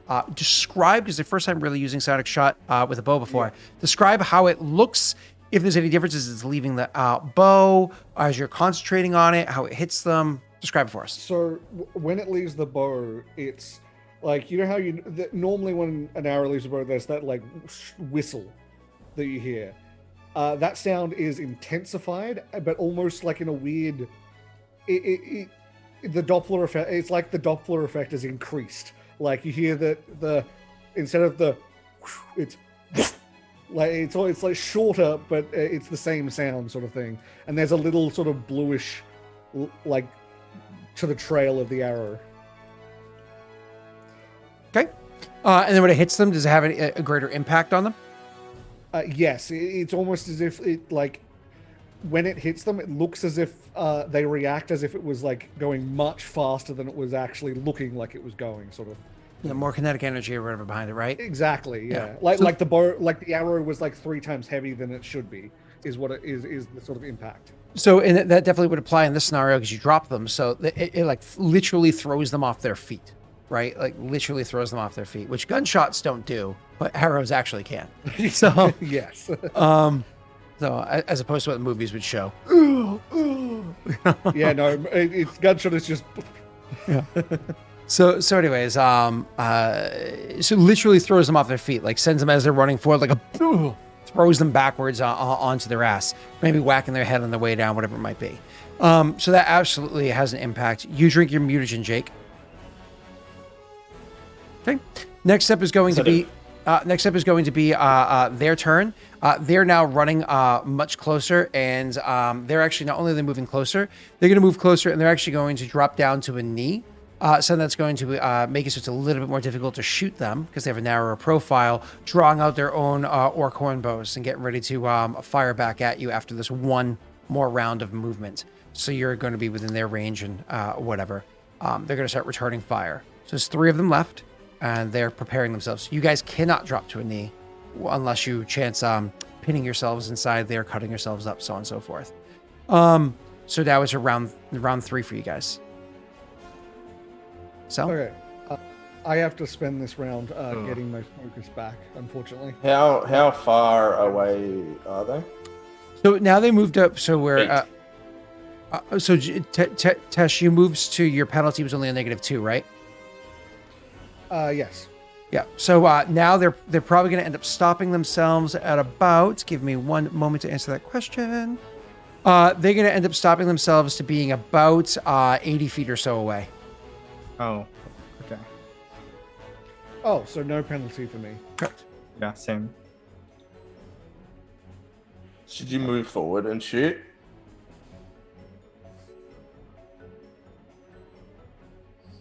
Well, I have no penalty at this range, at least with my bow. I could do more damage if I get up close with the crystals though. But it's harder to move in this terrain, isn't it? Mm-hmm. And we'll deal with the train in a moment. Can we move? You can. It's just you move at half speed, and again, we'll deal with the train in a moment for what it overall does to your characters. Now, But do they move reflex at saves, half not fall. speed in this terrain? You don't actually Does it don't. look You have like no they're idea. having any trouble? They're not in Oh, it they're yet. not in the terrain. Yeah, yet? yeah. Oh, They're okay. standing outside the tar pits, laughing at you. I think getting closer might be better because we don't want to be in this zone if they're just gonna get shots on us while we have to take minuses for them being, It's a reflex save. It's Yeah. only a DC 8. It's something it's incredibly difficult. It's a DC 8 reflex. Sorry, DC 7 reflex save. If you succeed, you can move at half speed through the terrain. If you fail, it hurts. Okay. In that case, so is psionic focus is a standard action to get back, right? I believe it's actually a 4-round action, but you can go ahead and look that up. I'll have a look. Yeah.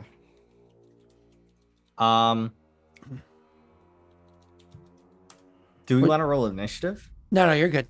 We're just gonna go back and forth. It's fine. Then, So Sel, you can attack. yeah, I'll make an attack. 13. Are you happy with Should I 13? walk it? I You don't know think if- a 13 is gonna. You know what 15 hits. Yeah, it's probably good to start dealing some damage to them. Go ahead. Yeah, I'm gonna luck hits as the. I think I collected. 3, 2, 1. Click again. Yeah, clicked again. Oh no! Roll 20. It's taking its sweet time. Give me a second. Sorry, everybody. Yeah, it's It's not. It's more complicated than that. It turns out, and it's not worth wasting that PowerPoint and a check just because I might not get it. I have to Restart make- sandbox. It apparently literally just broke, and I don't know why. So I just restarted the sandbox. make- Give me 1 second. Yeah. Did you psionic move focus forward is- at all, Sal? yeah. I'm waiting to see what me and like what we want to do. If we want to move forward, I'm 100% on it. Yeah. But I don't want to just like move forward alone. That sounds like a pretty bad. No. plan. Try rolling one more Um, time for me and see if it works now. There It we worked. go. Cool. That definitely hits. Yeah, that definitely hits at the 17. All right, so you're gonna hit. Roll your I'll move damage. forward with you. Yeah, I'll move forward. I'll say target the one on the left. So we're both targeting the same one or whatever. Yep. Go ahead. He takes 8 points of damage. Wow, it could have been an awesome roll. So 8 points damage is pretty badass. Did you say you're moving forward though? Yes, so I'm gonna roll my reflex save. I assume you shot then moved. Yeah, of course. Okay, go ahead and roll your reflex. Ooh, I succeed. boy. The good news for you is you have a +5. You can only I know. succeed or fail. That's what I was like. I can only fail if I roll a Oh, one, wow. Yeah, which is That's why I really was like, I'm 100% okay with moving. cool. Jake, what are you doing? As Tesh continues to think.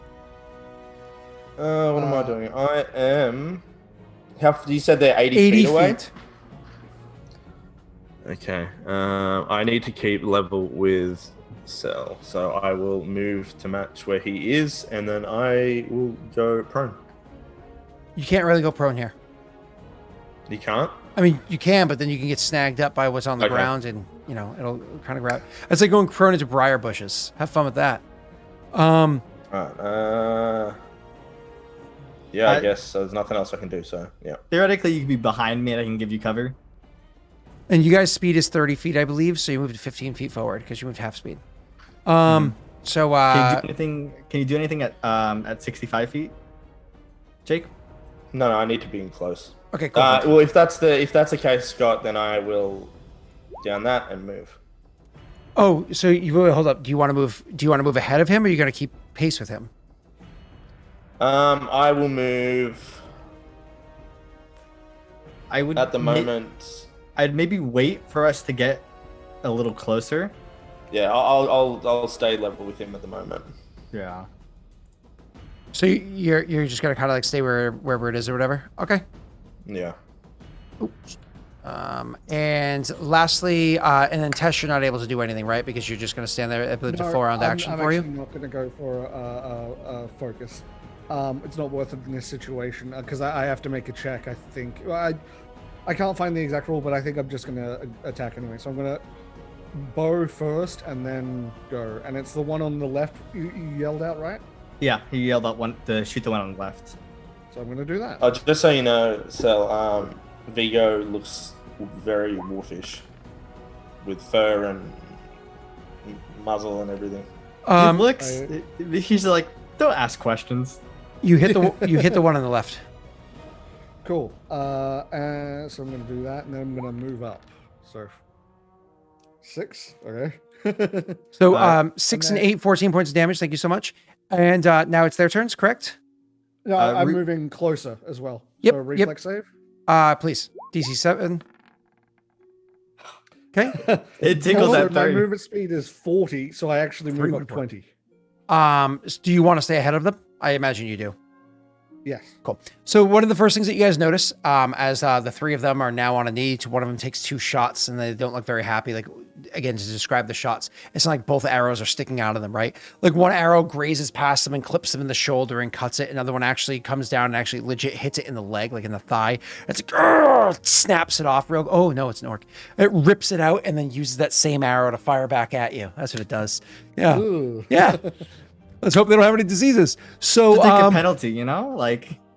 So anyways, the one that you had shot twice that got knocked down with the 21 points of damage, you see all of a sudden they kind of get back up. Ugh. They actually push themselves back up, shake their head for a second, and then just like they look pretty pissed off and immediately start like running down the hill to join the others along their side. So he ends up standing adjacent to the other 3 who are all kneeling with their bows out, and he looks pretty pissed, but is not fully dropped. As for the 3 that are currently kneeling with a bow in hand, let me just make sure my numbers are correct. Yep. And where's my Bab again? God, they do 2d6 damage on orc bows. What? Shh, no, don't worry. Shh, it's all good, buddy. So that is going to be plus. There we go. All right. So luckily for you, I don't have huge modifiers with ranged attacks because, you know, orcs. 1d20 plus 3. All right. Who am I going to shoot at? Could I get a D3 in chat? And we're going to do the same thing. It's going to be top, middle, bottom. Can I get, there's 3 people. I need 3 D3s in chat, all rolled by different people. The first attack is going to be against, Tethys. Ooh, that was a bad roll. Second attack is going to be against Tethys, and the third one against Galen.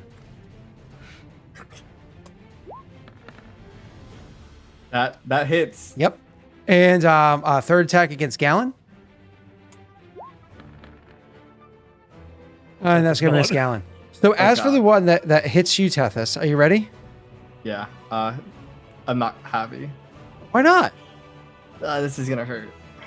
Is there something wrong with getting hit with the arrow? Yeah. Just roll your damage, please. Are you scared? Why are you scared? It's only 9 points of damage. I didn't roll very well. Oh, God. They have +5. It's composite +5. They have a 20 strength. I'm stealing that bow. Oh, you can't pull it. What? Do you have It's a 20 strength? It's a 20 strength composite. Yeah. If you don't have a 20 strength, you take penalties for trying to use that bow. Oh my God. It's okay. I will eventually be able to use that bow. You can also retune the composite strength. No, once it's formed, it's formed. Oh. Yeah. It's not like you have gears that you can turn in it. It's not a modern bow, right? So I anyways, figured it's like how the string is attached to. Or something like that. No. It's the bow itself. Yeah. Yeah. So anyways, you, sir, are you take 9, which is not much. So all of a sudden an arrow hits you, or sorry, skims past you, and it like cuts through your armor and cuts into your side, and you're sitting like, oh shit! Like, is that what hurts you? Luckily, it wasn't a full-on shot, right? It's now you guys' turns. There's the one that's still standing there looking pissed, and then there's the other 3. One injured kneeling, the other 2 uninjured kneeling. How much further out is this rough terrain? It's not. They ran not quite to the rim of the rough terrain. So if you're 65 feet from them, there's probably 50 more feet of this. All right. So how close am I now? Because I got a little bit closer. 60 feet. So, 60 feet. Okay, so I can get. I can't get within 30 feet this turn. Fuck. I guess. Yeah, I'm gonna. Rolling to shoot. Yeah. I'll be fine if I take another shot or two, but not much after that. Who wants to? You guys want Gallon to get injured. You want Gallon to get fucked up right now. That is what everybody wants. Everybody wants Gallon. So Gallon needs to This is take. actually very true. Hit me. He needs to go out there and be like, "Ah!" Dash. So Move your Drew speed. me and Tethys at 65 out, and you're 60. Correct. He's slightly what it is? ahead. Yeah, that's why they didn't shoot you. Is he's out aside of you, and can't he's in get front of you. close Yeah. enough. So if no matter what, I You can gained your attack focus last turn, right, next Tesh? turn. No, I didn't. Oh, maybe you should just take a full round action or standard action. It takes a full round action. Oh, so I mean, I guess, yeah, okay. Well, Yeah, Run up. All I'm losing out on is a +1. So I would like it, but I need to do other things right now. Specifically, if I'm going to go first, because I'm going to continue running up, I'm going to pot shot the dude who reset himself onto the line, the one who like showed up angry. It's so you're like, just no, moving no. up. You're just making a reflex save, and you're moving up 20 feet. Gotcha. You want to shoot yeah, first, I'm- obviously. I'm shooting first and then moving up. Yeah, that's fine. Yep. So Thematically, it happens at the same time, but mechanically, Oh, yeah, I yeah. understand. Okay, you hit without a Okay. luck die. That's nice. Ooh, Hey. He's dead. nice. Is he dead though? Let me just double check real quick.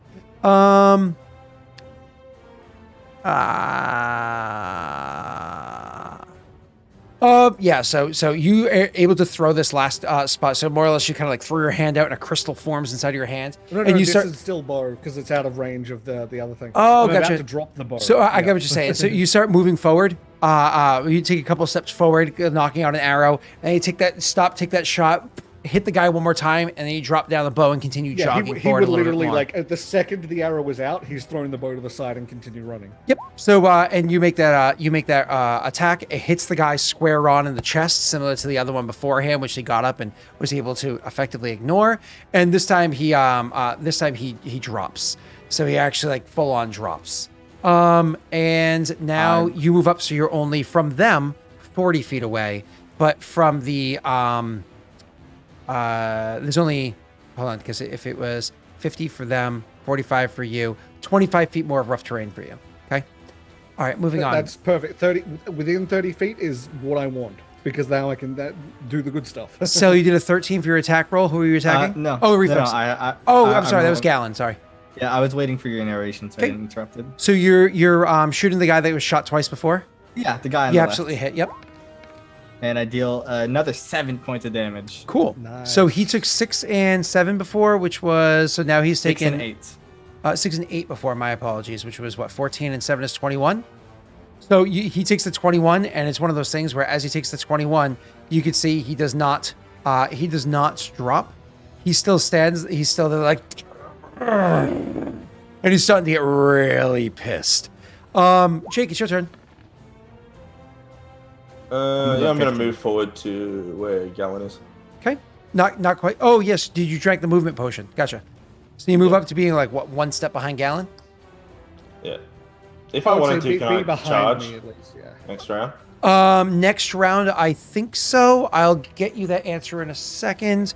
Did you moved up as well? Did you roll me your reflex? I need your reflex, please, Jake. Oh, camera.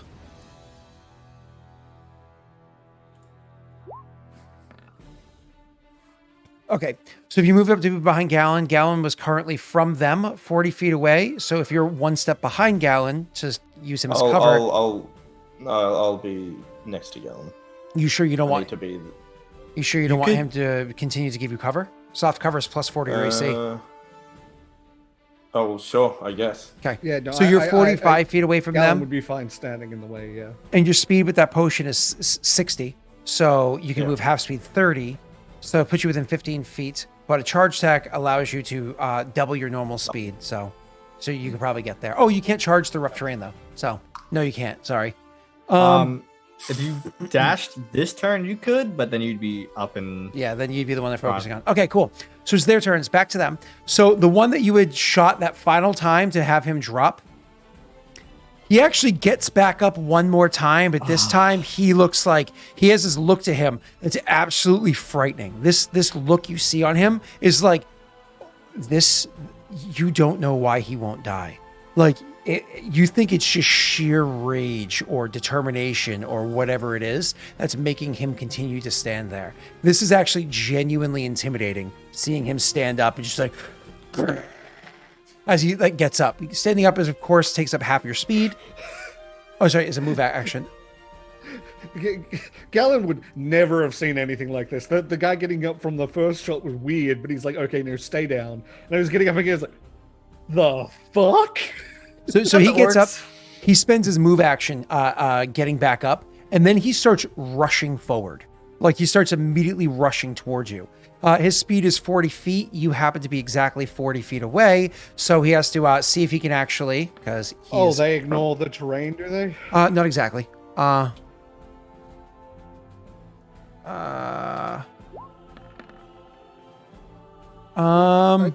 was 25. I was 25 rough terrain away. Correct. You're 40 feet away. So he's actually only able to close most of the distance. He's not able to get there. So he's actually 10 feet in front of you. Perfect. When he stops, but he can't do anything else. He stands up and then rushes forward at you. And again, he's got like blood pouring from the sides of his mouth. He must have bit his tongue or something like that at one point in time. You know what I mean? He has got this like feral look in his eyes. He looks genuine. Like it's one of those things where you're like, oh, like it's like you've seen people lose it on the battlefield, but this is like actually frightening to see. The one that you had shot with the arrow that looked pissed. He also stands up, takes a shot, and starts moving his way in because he looks fucking furious as that happens. So he's going to stand up, take a shot, and the others are going to take shots as well. But because seems to be that the one that is taking that shot is going to be at you, Cell, because he's pissed at you. But the other two are going to shoot at Galen, who seems to be the consistently good shot here, right? So first shot is going to be against you, Cell.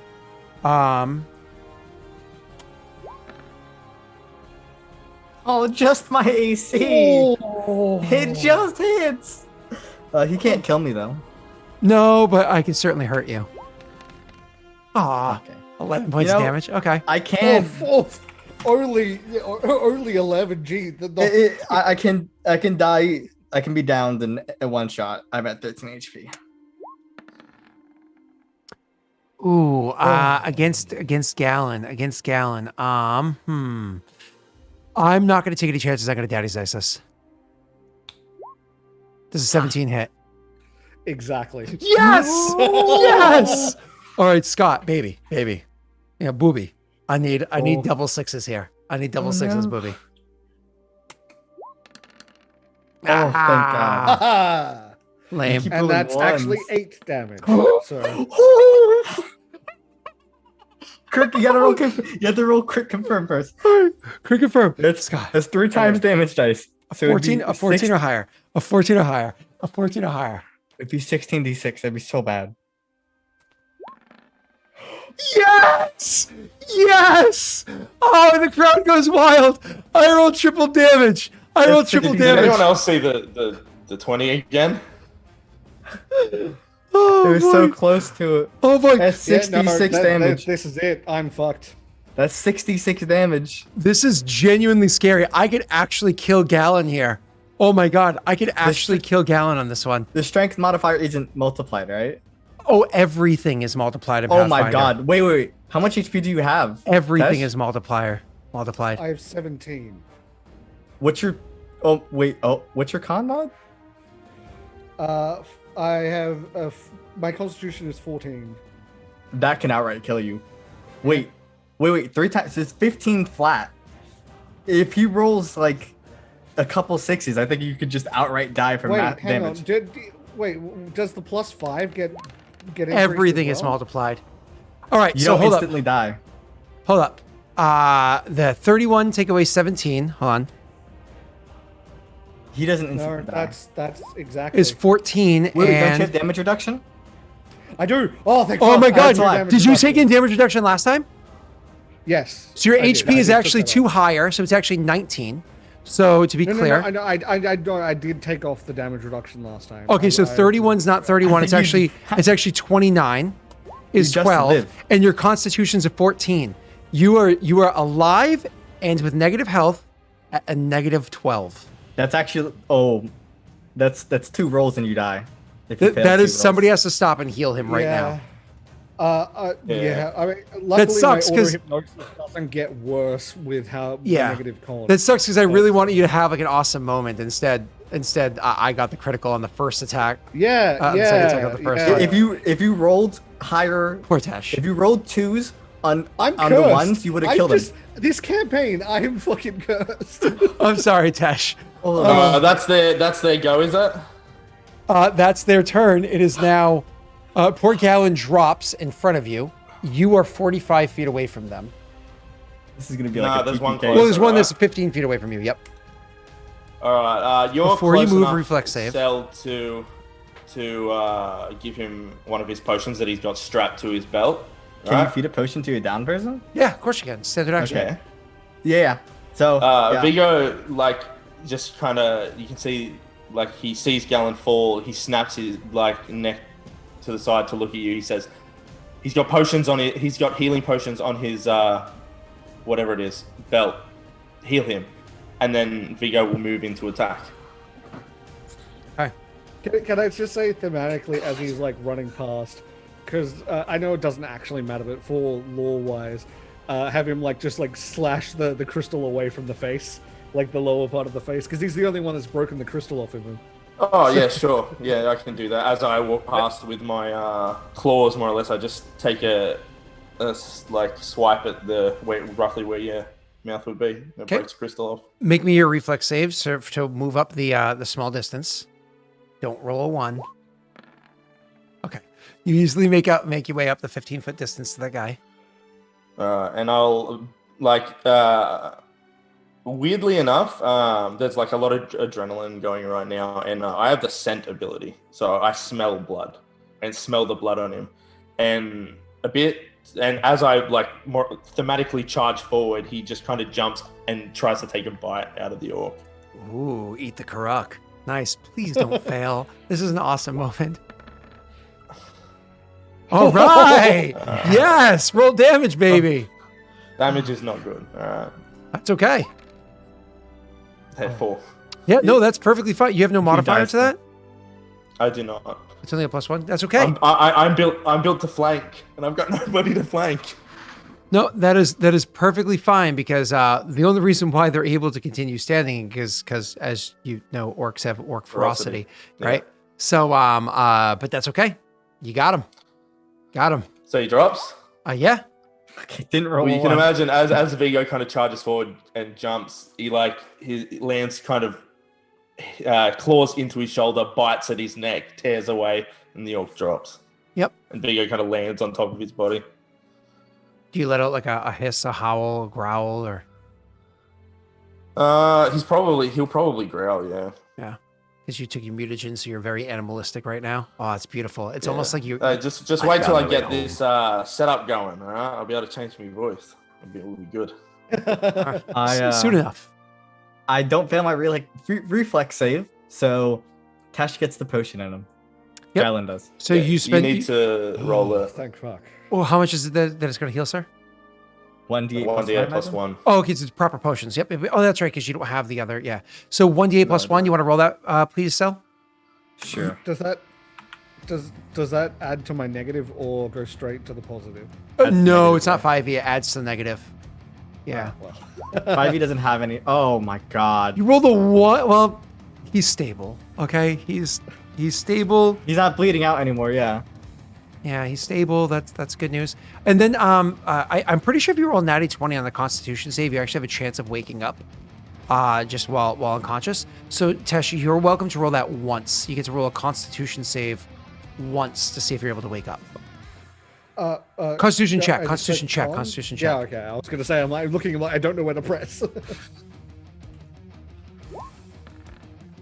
Oh no, it was so close. It's really good, but close. unfortunately, yeah. So your character's unconscious, and I'm so sorry this happened to you. I was really hoping for you to have a badass moment. Oh, I'm That- sorry. Yeah. You were 2 points off of instantly dying.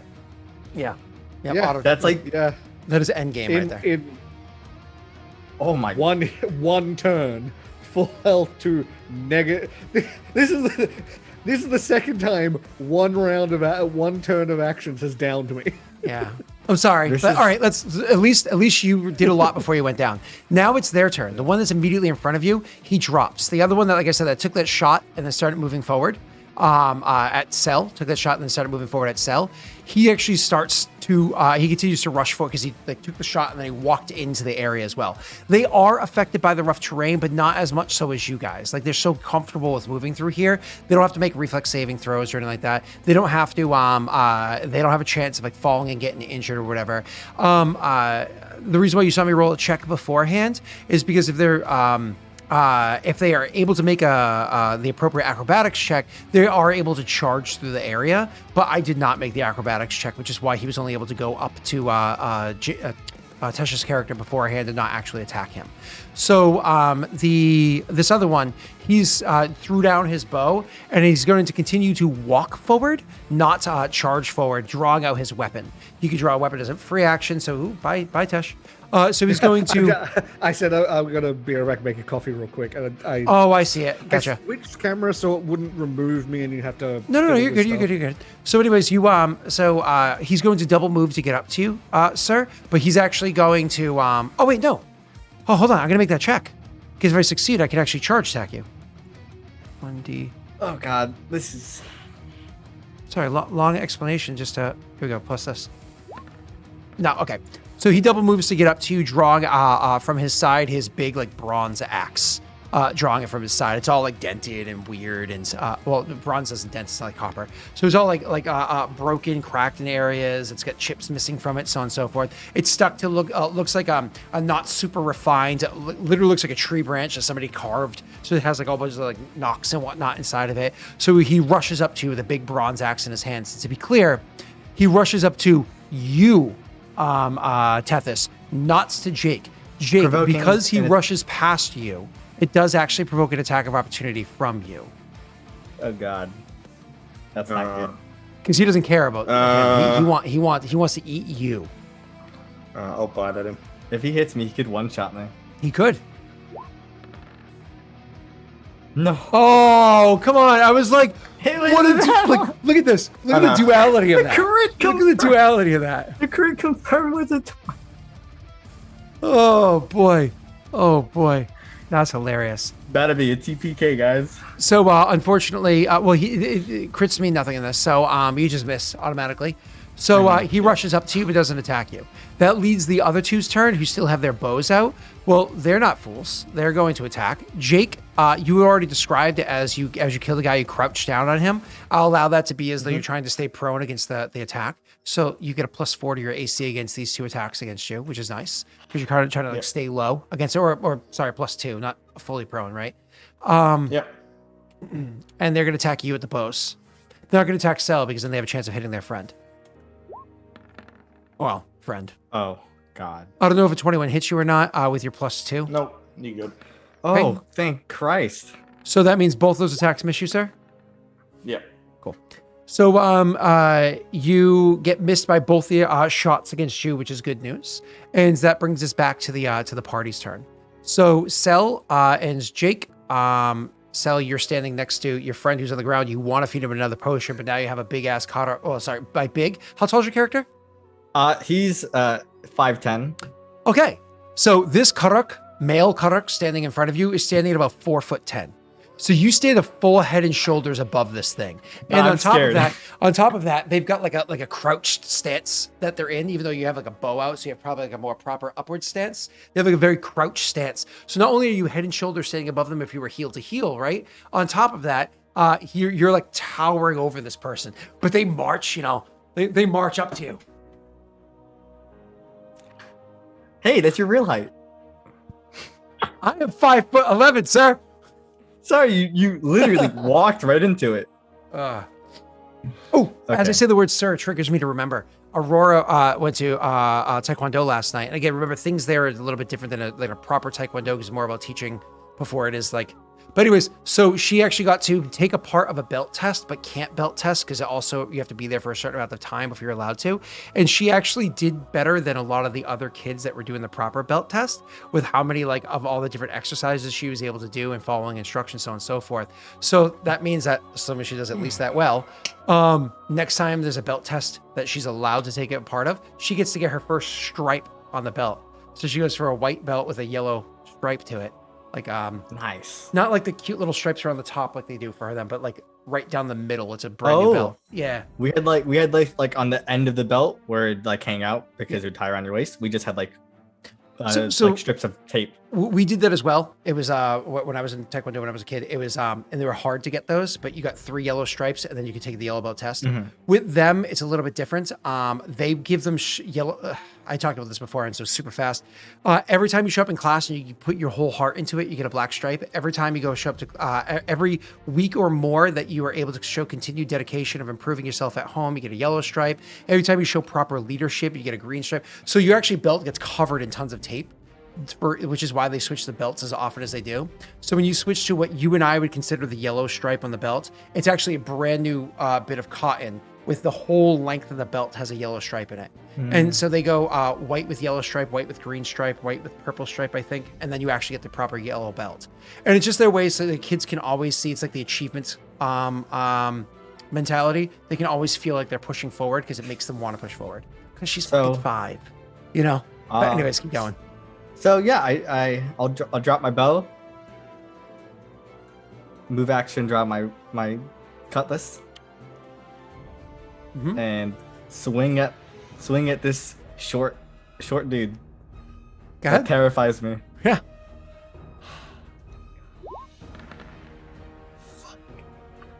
I'm rolling luck. I need to hit this. Go ahead. Okay, it hits. It's a 15. Okay, so 15 hits. Go ahead and roll your damage, sir. 8 damage. 8 points of damage. So that's actually, you are very lucky with that 8 points of damage. Is that his HP? Well, not exactly. When you HP. hit him, you hurt him pretty intensely. More or less, they can rage. So he had to go into rage to be able to continue standing. Unfortunately for you, that brings him to negative, making it so that his what's the word I'm looking for? Ferocity kicks in. Oh. So he's still standing there. All right, I'll attack him. Okay. Okay. What, the one that's over by Cell? Yeah. Okay. So why don't you go ahead and make your attack roll against the one next to Cell? I want to use an ability, but you guys are probably going to kill him before I can. If he attacks me, I'm dead. Oh, yeah. It's gonna do like a D12 plus you'll kill us before 5. then. Yeah, sure. I have a +2 to that for flanking. Okay. So you hit. Yep. Thank Christ. I don't know what their AC is, but we know at least it's at most it's a 15. Oh, he might not be dead. Oh, 10. Ooh, 10 is so good. 10 is so good. Oh, even with a heightened constitution and everything. Yeah, okay.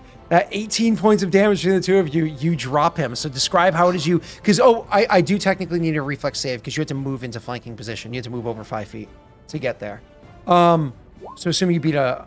Yeah, you easily beat it. Yeah. So describe how it is you get this guy from behind. There's 2 shots over at him, and as he's kind of low, he moves to the side, sees out of his peripherals that the guy's trying to attack Tethys, and he once again just turns, jumps onto his back, and will bite the back of his neck. Absolutely. Can I, maybe as like my Swift, try to like hold this guy up to use him as cover? Reflex save. Yeah, if he's held up, I'm obviously going to let go. Yeah. Just say. I'll take my 3/4 cover or whatever it gives me for the turn. Okay. Viggo also says in like a snarl, keep moving forward. All right. So Yes, BT. He says nervously. all right, these other two are uninjured. And unfortunately, poor Tesh is still on the ground. Can somebody give him another potion, please? It's not going to help. We can't roll enough to even bring him up. Yeah, I'm -10. Man, we need to give your character some category abilities there, Tesh. Jake, where you just kind of like the you like raise everybody around you, get them back on their feet. Well, I have the hype train thing, but we just haven't figured out what it Well, it's supposed to enhance your mutagen, unfortunately. So it's just we haven't talked about it since we actually started the campaign. Let's we you know go what the full other wolf twos mode are. and murder them both right now. Just become a dire wolf. Yeah, it's supposed to Have a enhance the good mutagen thing in a pretty extreme way. But back to game. So you it's now going to be their turns. So they still have the bows out because why would they risk themselves going inside there? They haven't lost their minds due to ferocity and rage or anything like that, right? So they're actually going to move backwards. So with their weapons out, they actually are going to back up from where you guys were about 40 feet away from them. They're actually going to back themselves up a good, 20 feet or so, making it so you're 60 feet away. Walking back. Yeah, 20 feet is fair. And because you imagine they're actually walking backwards and they're going to take shots at you from there. But clearly they know who the dangerous one is. It's going to be you, Jake. So they're going to take a shot at you with the bow. There you go. I thought that fucking 20 for a second was. Ooh, No good crit thing crit failures, failures though. doesn't matter. So Remember the crit failures, bowstring snaps, and so by the way, they take a shot at you with the bow, and it absolutely misses. By the way, crits do actually matter for me for a different reason. So, okay, all right. So they take two shots at you and they miss horribly. I can imagine one of them just goes whizzing past you and goes into the corpse of the person on the other side. And the other one, it's one of those things where it comes at you, but you see it coming and it's actually your skill. So you actually kind of like quickly move out, move out of the way as it goes flying by over your shoulder. You guys turn. Poor Tesh, I just feel so bad. I'll move forward as much as I can. So you're going to double move? Yep. So your speed currently is a 60? Yep. Okay. So moving at half speed, 30 feet, I believe gets you out of the rough terrain. And if you want to move as much as you can technically... So I just need a reflex save for that. And you could actually technically get up in melee if you want to. Yeah, well. Before we confirm this, should I take another shot or should I just move into melee? What do you think? Wisdom check for me, please, Jake. It's up to you, sir. I'm trying to think. I mean, you move at what, half speed? 15 feet? Yeah. So how far away am I? So from them now, because you were 40 feet, now you're... So from the edge of the rough terrain, you're 25 feet from the edge of the rough terrain. So if you move up, you'll still start next turn in rough terrain. But at least you can move further. So you can take a shot this turn moving up. And then... Next turn, you can take a shot, and then you can take a shot and move up further. I think if I take one shot and the next turn I just take my full move. It's up to you, man. I think it'll be best. Jake, you know that these orcs are fucking muscular. These are big, beefy, heavy muscles on the shoulder orcs, so on and so forth. If you can entice them to continue shooting at you with a bow, it's easier for them to miss you with a shot than it is for them to miss you with an axe. Oh, well then I won't move into melee then. That's why I'm about to suggest if you get to outside the terrain, prone. Yeah, I would yell. I would yell, prone. Once you get out. So you'd probably stop instead of going up to melee with them, maybe stay like a good, I don't know, 35 feet away from the Jake. Well, we'd have to be 40 feet because we know they can move real quick. Then you'd still be inside the rough terrain, and he wants to be able to charge attack back at them. So you could actually move up to just outside Jake and then full defense, which gives you a plus 40 your AC. Mm-hmm. Because if they move back 20 feet, who cares? You can easily move 60. You can move 120. Yeah, sure, I'll do that. Okay. So, all right, so you're going to move out into full defense. Cell, you're going to take your attack roll. I missed. Oh, you missed, and then you moved up so that you're, compared to Jake, you're 10 feet behind him, right? Anyways, and then that's going to be their turns. So, because you've kind of moved up to where they are, The two of them are going to actually take one more shot with their bow at you, Jake, because you're in the front. I think a 19 misses, because I think a 21 missed you before, but I feel like I want to take a chance here. Because it can't be much higher than a 21. It's probably like a 22 or 23. I'm going to give it a try. It's a 22. Does that hit? Nope. Damn it. Right.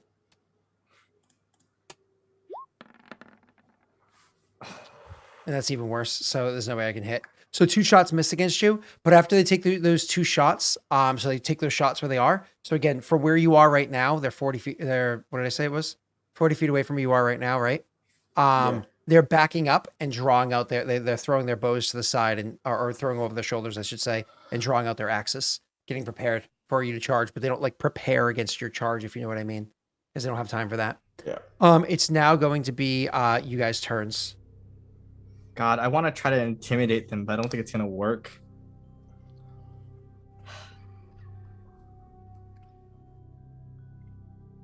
I don't know. What are the chances I scare them off of an intimidation check? Wow. Okay, so I highly doubt it. Yeah. I highly doubt that. I highly doubt Jake, it. you're gonna charge attack them? No, I'm not. Oh. I am going because Tethys is not able to join me in battle, is he? I have one more turn where if I move forward this turn and take a shot, the next turn I can join. Because I'm 15 feet from, or I'm 10 feet from you now.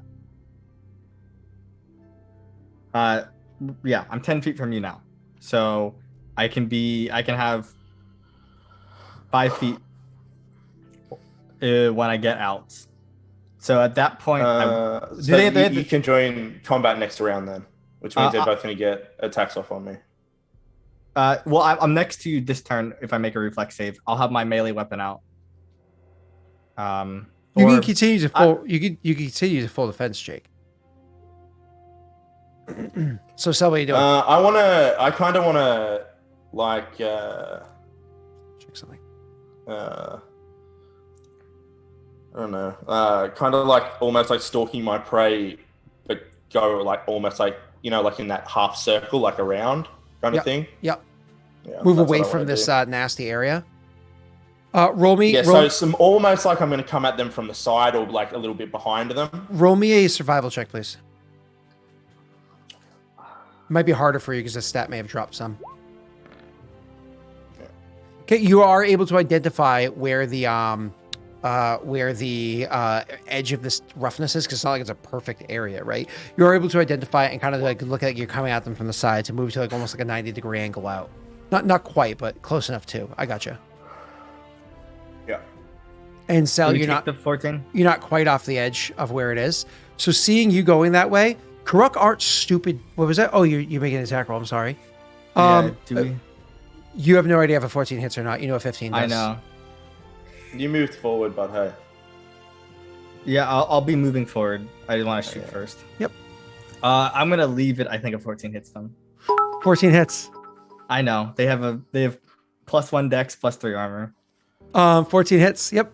So I shoot the one on the left. Okay, sure. So the one that Jake's kind of like going around that way to make it a little bit easier. Cool. He takes 5 points of damage from you. Thank you so much. So the shot kind of comes in. What it is he kind of jumps to the side. It misses him, but just ever so narrowly, and it causes the kind of like it strains up his leg or wherever it is that he happens to be right there.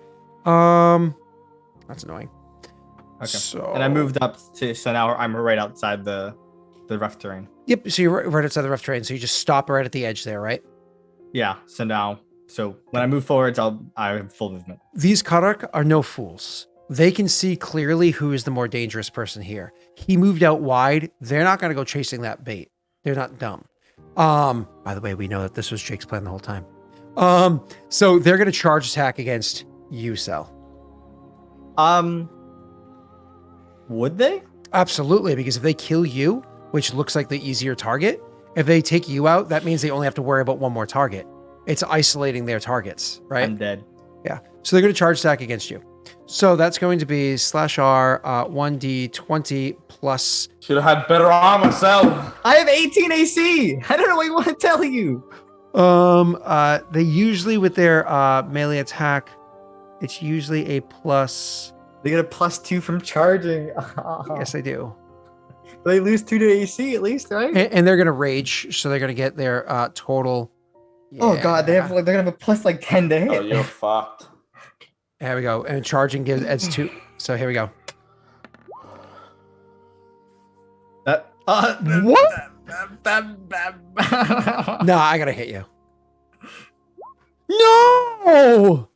Oh, I ran out. Nobody give him any daddy's dice, please. Yeah, Oh, please don't. okay, fine. I'm gonna hit him with this one. I'm gonna hit him with this one. They both can't charge me. Yeah, they can. They You have have to be 3 squares in front of you. Yeah, but they can't charge and hit at an angle, can they? Yes, you can. You have 3 squares in front of you. It has to be straight line. Yeah, straight line. It had to be right in front of you. They could absolutely three people could charge you. Absolutely, they can actually charge. They can even charge around you if you didn't have rough terrain around you. All right, so hold on. I don't know. Absolutely, they can. All right. No. Are you kidding me right now? What the fuck? Are you kidding me? What the fuck? He masterfully smacks one attack to the side with a cutlass and then jumps to the side of the other one. You know what this is? Oh, I'm so used to ship combat where it's so close quarter. My character has dervish dance. He has like a Kajinksi style combat. So he just dances around them as they're coming to attack him. All right. That was their charge attacks, giving them a -2 to their AC, which when they rage is already too lower. You know it was a 14. You know their AC is a 10. So I swing on the one I've hit with an arrow. Yep, absolutely. Hi, love. I wait for what Jake's gonna do because if he charges, I can get flank with him. Oh my god! I'll let you act first. I'll go first. Yeah, so you can have that flanking bonus. All right, I'm gonna charge. No, I'm not gonna charge. I'm just gonna move in behind them and attack. Yeah, behind the one on the left. Yep. The one with the arrow hit. Oh my god. If we survive this, I'm gonna be so surprised. They'll get a +2 chance to hit. They'll get a +4 chance to hit, actually. Is that all factored in? No, it's not. You hit. Hold on. You have to have the +4 chance to hit from flanking and from, you have to reroll. Well, hey, for flanking stuff, we could just add that in post because... Yeah, but he doesn't have the +2 for charging either. He didn't I didn't charge. You didn't? Why not? No, because I don't want the reduction to AC. Ah, gotcha. All right, so yeah, like you said, usually for flanking, then we don't incorporate that. So the 13 hits, you're perfectly fine. So either way, you are good to go. What was it? What is this? A loophole they closed in 5e Pathfinder. Can't you actually, only hold your action by making an initiative go to the bottom? He was because he thought I was holding my action for Jake to act, but we're acting at the same time. Oh, gotcha. Yeah. Oh my god. Good Does he go down? there. So that was a Viggo. So why did you do damage twice? Oh, sneak attack. Gotcha. So you oh, that's beautiful. Wow. So this guy took how much damage before him? Was it just 6? 6, yeah, or so, 5. He took 5. He took 5 points of damage. My apologies. Plus 20. That's only 25 points of damage. So here's the fun part. You come up behind him and you bite into him so hard. The thing is, like, if he was just a normal person, he would drop, right? Instead, as you bite into him, he's like, "Grr!" And then you bite like really hard and really hitting that really soft area and start like ripping away at it. His eyes get like, "Grr!" And you can see that like just natural Karuk rage starts coming out, more than just like rage. Like his natural Karuk ferocity comes out, and he just starts immediately trying to grab at the thing behind him and try to like rip him off to like lifts his face off of him, plants him in front, and then goes to attack because you're not grappling or anything, and he's going to attack you. First, it's your turn. Yep. Yeah, and I hit him, and I assume he dies, and as he's raging, I just cut his neck. Hold on. You assume he dies? 8 damage? He dies at negative constitution, sir. How much HP does he have? Well, when you're raging, you get a bonus to constitution, sir. Does he keep that after? So he's taken 25 ferocity? points of damage. That brings him to -2. Plus 8 gets him to -10. Oh my god. So no Karuk has only 10 con when raging. You're right. I know. I usually am. So he is going to attack Jake. Please, Scott. Please. They don't have the +2 for charge. At least said they only got a +9. That is true. Please, Scott. Please. Only a +9. Ooh. This is fantastic. Oh, after being dropped, he was not dropped. I don't know if conscious? Orcish ferocity counts with that. Don't they? He didn't drop though. So we can actually Damn. read Orcus Ferocity with to confirm in case there's any questions in chat. Yeah, So I wanna Orcus know. Ferocity. Orcs possess the Ferocity ability, which allows them to remain conscious and continue fighting even if the hit point total falls below 0. Orcs are still staggered at 0 health points or lower and lose 1 HP damage.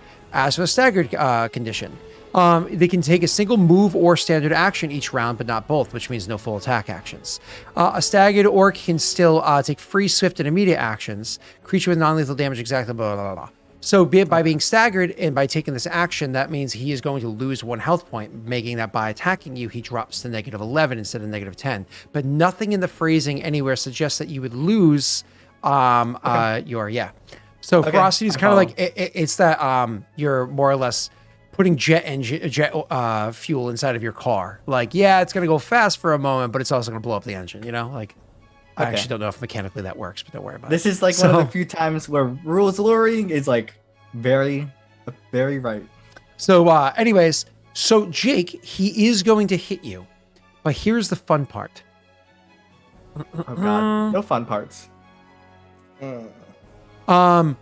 He has the ability when he hits you, if he triggers a critical hit, he can choose to break his weapon to automatically confirm.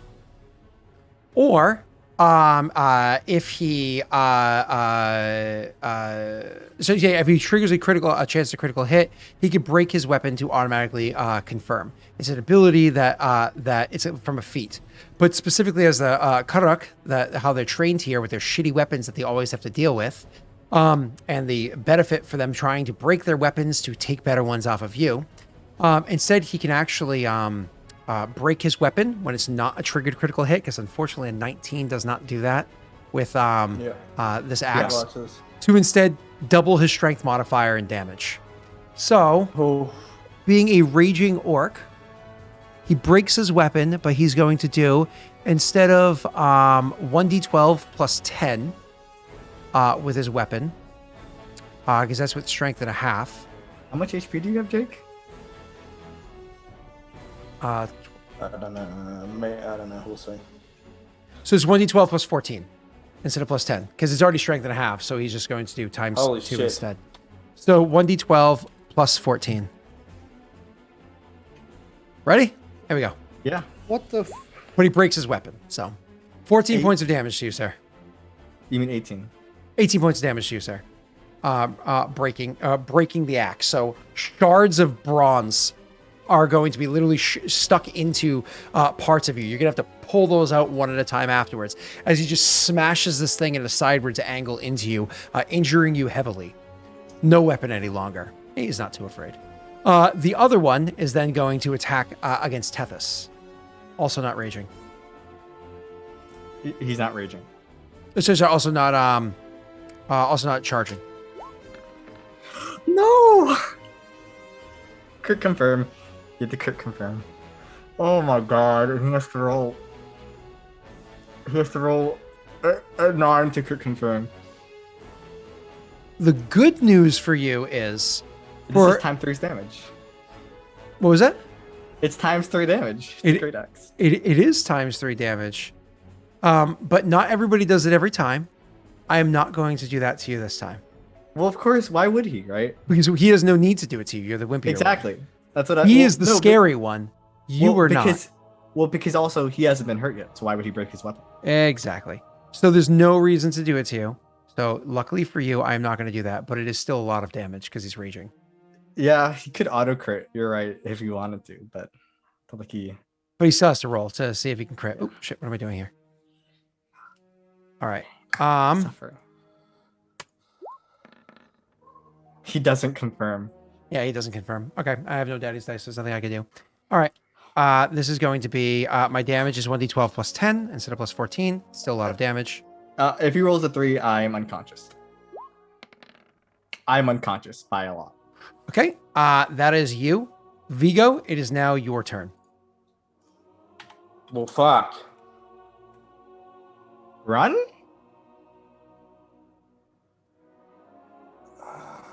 There's one in front of you, I'm and one he is. hit from. There's one in front of you is pretty fucked up. Attack him and run. You move 60, right? Mm-hmm. He does. But he'll make Can't a charge attack attack. and move, I don't think.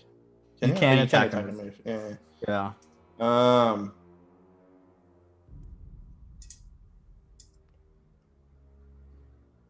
I don't know what to do. Can I use a move action to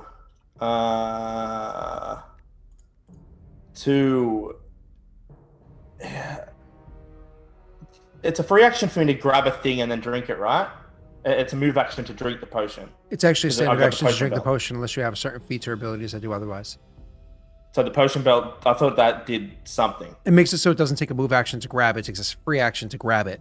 And it's always a standard action to drink unless you have abilities that do otherwise. I'm gonna have to just attack the orc. This is the in front of arm me. one that makes it a swift action to drink, but They're gonna eat us. and you're gonna need to get your hands nothing on I that. can do.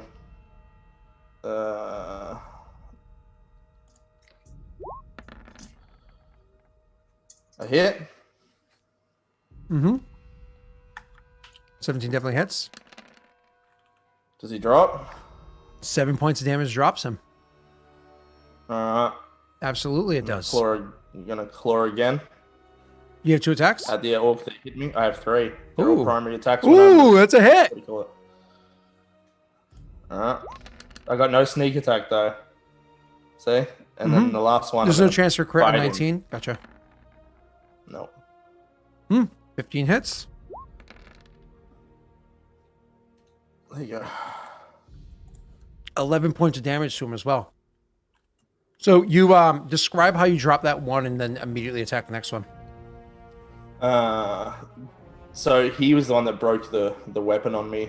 And then this other guy drops cell. So I can see like and I can smell how hurt he is. So almost in one motion, turning to address the one that's full, he just rakes at the guy's once again probably his throat with his claws, and then comes in and claws the guy, like gripping into his shoulder once again, and he probably bites into his arm, his bicep. Beautiful. All right. I have stuff I need to do, but first, Sel, I need you to go ahead and roll me a Is it the end Constitution. or it's on our next turn? So it's the orc's turn first. Oh, my apologies. You are completely correct.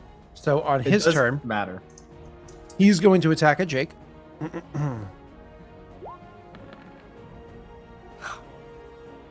You don't hit. Oh, good. I can hit him with 3 attacks again. What's my minus? Unless you stop and give him a healing potion to stop him from dying. Well, how many It's a negative are minus- you? So it's a -7 at the It's a roll of 10? Constitution check -7. Mm-hmm. Yeah, that's yeah. What's your con? It's a 14, so I have 7 rounds to not die. Yeah. -7, and endurance does not help you, I don't think. Try luck it. Oh, hold on. Hold on. So it's -7, so you're at an 8? Yeah. Yeah, if you have luck, you're good, bro. Okay. You're stable? It's a 10. Yes. Stable at 10 means stable. -7.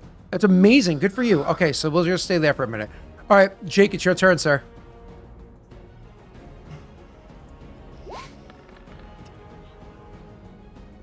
One claw. 5 damage. Good damage. 2 claw. 2 claws. Luck it. Oh, You guys, you know the AC is 12. wait. I'll take we that done? luck die. You knew it was Oh. 14. You know that he's I raging. feel like they're raging. That's all right. I'll take the luck die. Okay. Yeah, Right, I damage. still thought it was 14. And then 11, 16 total. So, Bite him. 19 that total. No. 19 damage total against him. And I can tell you that his health points, when because he was uninjured, is 23 before you get him into his ferocity area. So you have 19 damage total on him, I think I just said. So you have 4 more until you get to his con as damage. Let's see how this plays out, because I'm going to have something happen in a moment. First, I get to attack you. Which if I can roll halfway decent. I don't have Daddy's dice, and I don't think of a 24 hits because he has shield and he's mutagen going. yeah, let me attack you again, please. It's your turn. They're down. It's just you. Viggo having his combat moment. I mean, he's a non-combat. Poor Gallon. I feel so bad for Gallon. I feel so bad. All right. That's one. 4 All right, damage. yep, that gets you to All right. 23. Now it's just his Constitution squad. That's all you have left. Okay, another claw. Mm-hmm. Does not hit. Yeah, Can't even hit it with a luck die. You'd have to roll a 4 And a on bite. luck die. So to be clear, you're not going to roll the 4 on the. You're not going to try the luck die. 25% chance. I would just do it. You think so? Yeah, like I'm gonna ask chat. Do you think Because- chat? Yes or no? Because Quick, things get could go something in the, poorly. get One something good in there. hit and you're down. If I hit you once, I have plus 10 damage. You're down. you Like have a you- 25% but- chance of doing it. You have a 25% chance, and if I hit you once, you drop. And I mean once, Yeah, because I have all plus right, 10 yeah, damage. okay. You auto That's drop. all right. Yeah. See? That's- yes, let's go. Oh god. Oh all my right, God. So, They're saying hit no, you even though the odds are 4. against you. If I hit you, you auto die. That's what I'm saying. That's what I'm saying. Claw. You should do it. 5. 5. All right. That's- All I'm right. not gonna get through this. And then the bite. 4. 4. -9. He's at -9 health. Oh my God. That would kill most people, but unfortunately for you, I am still up with my orc ferocity. So this is one last attack, probably, because you're probably gonna hit me next time. Not if you hit me. God damn it! I have no luck dice. Roll Ah. your hits. All right, let's go again. Let's go again. Ready? Claw. Roll the damage before you do anything else. Damage. -9, You drop. -16. Sir, have your fun. Viggo just starts clawing and biting into this this last lone orc, and he doesn't stop. The orc crumples and he just tears into it, rips the thing's heart out, cracks some of the bones. He just keeps going in a frenzy of his own before he's still clawing, but it's slower, and he slows down. He's breathing heavily, and then he looks to Tethys. He walks over. Eats him. He gives him a Joe Biden. He'll probably give you like a cursory thing, like, you know, almost like check your pulse, see if you're dead.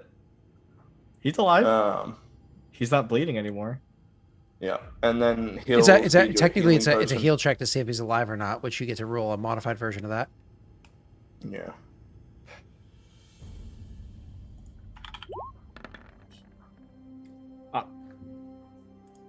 Go ahead. I'm alive. Yeah. So he'll feed you a healing potion. If you roll, You can roll. You can roll it. 1d up +1. And I imagine you go over, you lift up because you have your height and strength or whatever right now. You lift up Gallon and start dragging I'm him up. out of that dangerous area. Yeah. Okay. Definitely. As you get up with what 2 health points, or HP. whatever it is? Yeah. yeah. And then do you feed another potion to Gallon? Yeah. Okay. I do. Cool. Guys, Test probably- roll. I just lay on my back, I'm gonna get to something in 1 second because something will happen. groaning. I wasn't sure how I was gonna do it, but now I 100% sure. So I feel like oh, come on, Tesh man! Again. Do you feed him a All right, third I'll- potion? I'll give him another one. So you just gotta take 2 of your potions off, Tesh. Yep. That sucks. Yeah. Man. It's a good thing you guys have an alchemist. He's just gonna have to start. He's gonna need a bag of holding full of potions. We need a bag of holding badly. We're just. I don't think we continue the Guess mission what? at this Still point. not up. So what are you at now? I'm at -3. Okay. All right, I'll give you another one. Roll it again. Yeah, we can't move with him down. So, yeah. Eventually, Jake's going Yeah. to be able to make healing extracts, which are way more powerful. Okay. But you guys can't currently drink his extracts, so they're poisonous too. So you're fine at 4 health I'm points. up at 4 health. So here's the interesting thing. Sel, go ahead and roll me a perception check. Yeah. Perception. 7. Yeah, it makes sense. I'm like rolling in the ground, groaning in pain. Yeah, you get up and then you're over there just trying to like, what else do you need? Yeah, I'll get that for you. And you like grab it. You start going over to the Cutter, which you saw, get up. No matter how many times you hit them, you go over to them and just like kick their weapons away. It's to make sure things are. I probably just cut their heads, like cut their neck with my sword there quickly you to go. make sure they're just fucking dead. It's like one more inside. It's a gruesome work that you wouldn't typically do, but because how they seem to constantly get up, you're just like, yeah, I'm gonna confirm these kills right now. So either way, as you guys are doing this, all of you are so distracted. You focused on Gallon being unconscious, and him kind of like going around taking care of this stuff, not paying attention to what's going on around him. It's not until they're pretty much on top of you that you realize that there's another group of Cutter coming down the hill. I look Number at them. 5 Cutter coming down the hill. Do I recognize them? Actually, you do. I had 6 friends. One of your friends are going to make their way. So the group of them is going to make their way over to you guys. Obviously, a feral boy over there, kind of like when he realizes or whatever. But they're going to make their way over to where you guys are. Weapons are out, but they're not readied or anything like that. And they just kind of like walk up to the group of you, looking at the area. Tethys hails them. Yeah. There's like an orcish greeting or whatever, a correct greeting. And so, do you say or what do you say to them? Yeah. I guess the strong live. The first one to respond was like, kind of close enough. He goes, yes. Tony. Points at Jake's character, Viggo, looking like a wolf man, and says, we came to see if you need help. And we see the strong do live. Because the weakest. By the way, that was Joey's trump card. This combat. They don't all have 20 strengths, guys. That'd be ridiculous. It'd be ridiculous if every card you came across had a 20 strength. That'd be broken. they all Varix has 20 strength. They're not all Azog has 20 barbarians with strength. levels and all of them just have +5 composite orcish bows. Yeah, they don't all just have that. That was Joey trying to kill you and nearly succeeded, guys. That was almost a TPK. That was one hit from literally a TPK. Yeah. It was 2 damage from Gallon being insta dead. All right. So, Two anyways, attacks. It was Just two attacks. it was a two high, one higher on a die. I would have been insta dead. Joey, if you would give me a couple of daddy's dice, we could have TPK'd the party. Anyways, so yeah, if While I you're made every talking, combat that so- way, you guys would just lose. That would be it would not be possible to survive this. Anyways, go ahead. You'll notice Viggo doesn't understand what you're saying, and he's kind of in a weird way. So you see him once again. He starts to spread out. I would call out to Viggo. BT, the friends. It's Tony. I talked about him. Remember? He can see the different. Not all Karak look the same. Okay. He's like my correct brother. You know. He's the only one that like He'll halfway kinda tolerates me. stop. They're not opportunistic, are they? They're friends. They probably won't kill us. I bet like 80% chance of not, 20% chance of doing it, but they wouldn't dishonor us by killing us when we're weak. Understanding a little bit of Perrin, and we're talking like maybe 50 words or something like that. He looks at Viggo and says, "No kill, strong." And then he looks back to you and he says in Karak, he says, "We came see if you know what doing. Looks like you do." We know well enough. We didn't. I didn't know about these spiky pits. Meanwhile, Galen is carefully rescuing Braga and the backpack from the spike pit place. These orcs or Kuruk, they're not normal Kuruk. These ones are. He like grabs at like one's bicep. These are extra strong, and then he grabs one of the bows. These bows, they're not the normal bows. They're even stronger. He nods. He says, "We trade. We hear you go to our old place." Mm-hmm. I'm assuming he's talking about the ship. No, to the mines. The ruins. Ruins. Sorry, ruins. The ruins. Oh yeah. Yeah, and only you can understand him, so you have to do this talking in this one. Got you. You could take. Can any of you guys use this bow? He nods. He says, "We trade." He understood. He says, "They, ours, and we bring you." Yeah. You know, there's like an orcish agreement, spits in hand or something. Whatever it is. But Viggo, what is he saying? He's gonna take the bows and whatever stuff these Kuruk got, and they're gonna help us get to the ruins. I think They it's know where it is. Yeah, of course they know. Make the trade. Yeah. I mean, I don't think we have much of an option. Indeed. Uh, He says with very much like wincing halfway through the sentence, like Tethys grabs one of the bows, slightly the wrong way. hands it to him. Here you go, Tony. Didn't somebody in chat name this mule too? Yes. Vsword. Vsword. No, Yeah. this isn't Braga. Yes, you literally. Yeah, literally. you it is made him Braga. take Braga. It is Braga, that's right. Not That's bring right, that's right. Braga, and you said no. This is Braga. Yeah. No, you're right. It is Braga. So yeah. You literally didn't. My let me not bring apologies. Braga. My apologies. So anyways, you let them take all of the bows, all of the weapons, all of the meat, and Yeah, we have no need of any of it. and they have questions. Is he different? Pointing to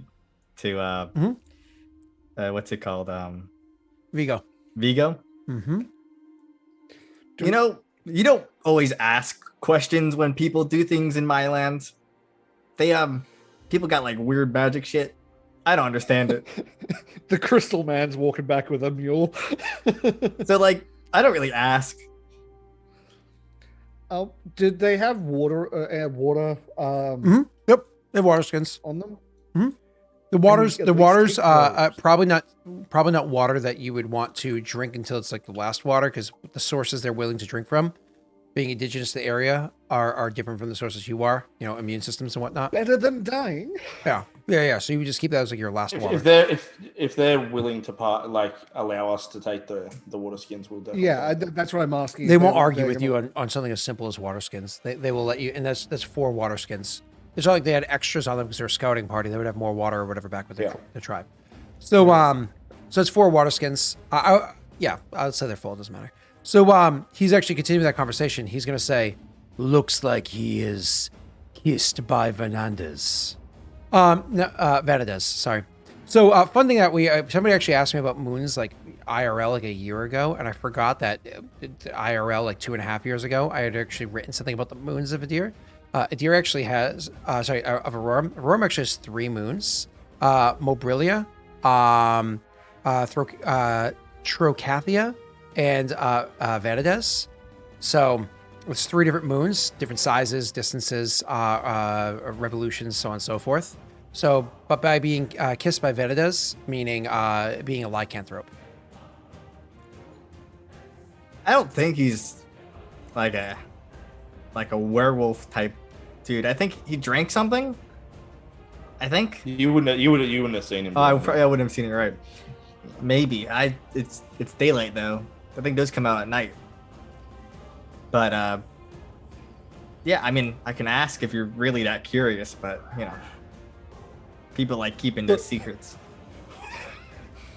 Scream in the distance. So anyways, he says that, and So you say it comes out at night. He shakes his head and says, "If kissed by Venedas, you kissed whenever moon is full. Moon need not have dark to be full." And he points up at the sky. I But- look at the moons. Well, we're looking up at the sky. Venedas being of the three moons, it's actually the smallest of the three moons. It can easily be blotted out by the sun. So with it being, daylight hours, because you're well into daylight now, it would be so bright you wouldn't be able to see it reflecting. So We'll You know- find out tonight. You're not wrong. We'll see in the night. Want to make a wager on if it's a full moon or not? he thinks for a moment. He says, 2 fingers.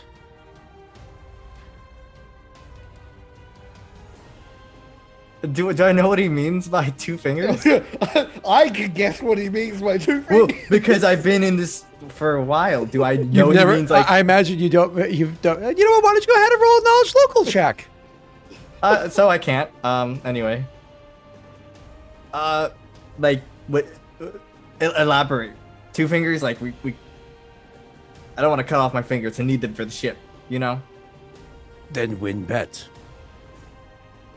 Can I do like an intelligence check to see if I would know the moon cycle? Being a sailor, very looking at the stars a lot. He did say he was navigating by the stars. That's a knowledge nature. Why? Well, could it be just the pure intelligence, or like a geography based on my navigating skills? It's a knowledge nature. That seems a bit weird because it's not like It's it's no just in the, nature. Your fingers, so. it's just the revolutions of the moon. You can choose to wager instead of a gentleman's bet. You can wager an actual amount of value. I'm gonna roll the knowledge nature. I can't get above a 10, so I'd get a 4. I don't know. How about this? If I lose, I have to try some of your food. He kind of screws up his face. Why? You think me bad cook? No, because He I actually don't like eat. actually looks genuinely offended by Tony. that. Tony, I love you, buddy, but I don't eat Karuk. He goes, and that's why small and weak. Well, if I lose, I'll try it. How about that? Okay. He shrugs and he gestures to Viggo again and says, "He ate Karuk. He killed Karuk." I think he just bit them. I don't think he's swallowed. He gives you a look like, "Come on." Hey, Viggo, did you swallow that meat you bit? Viggo, He doesn't answer. Oh, God. he places like you did earlier. He places read a hand on your shoulder. situation. He places a hand on your shoulder and says, "Find the bite." And gestures towards the ground. Okay, listen, I'm not betting my fingers. Okay, I need them. I'm sorry. You're the one that proposed the bet. He goes, Don't place a bet if you can't pay." Well, in my culture, we don't bet fingers. Okay, my bad. Your culture don't have strength. You're right. I'm much. Yeah, I mean, listen, I'm like an okay strong dude. 14 in strength and all, but like, I'm not you as poke his muscle. Probably like a 16 or 18. He just stares at you. Love you, buddy. Taps him on the shoulder. He walks past you now, goes up to Viggo, and he will switch to Perrin, but again, speaks almost no Perrin. And he says, "Me, Geeka."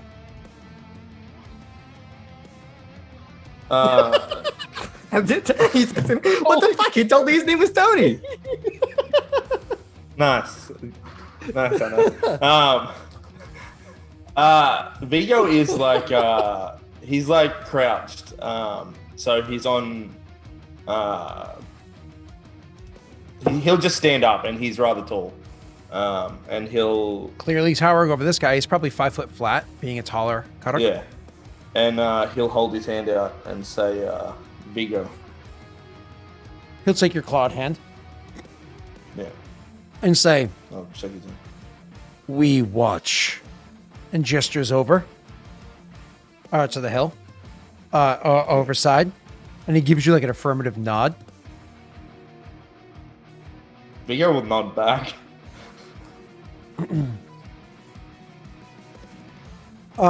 He points at the last one that you killed, the one that gave you the hardest time.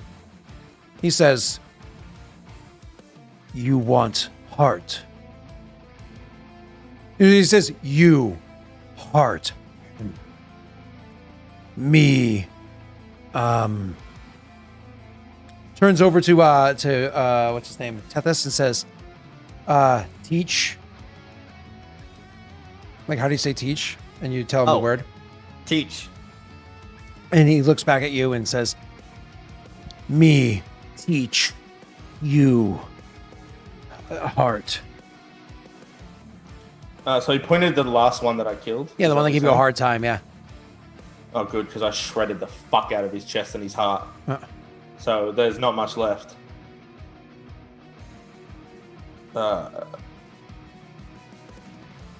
His heart shredded.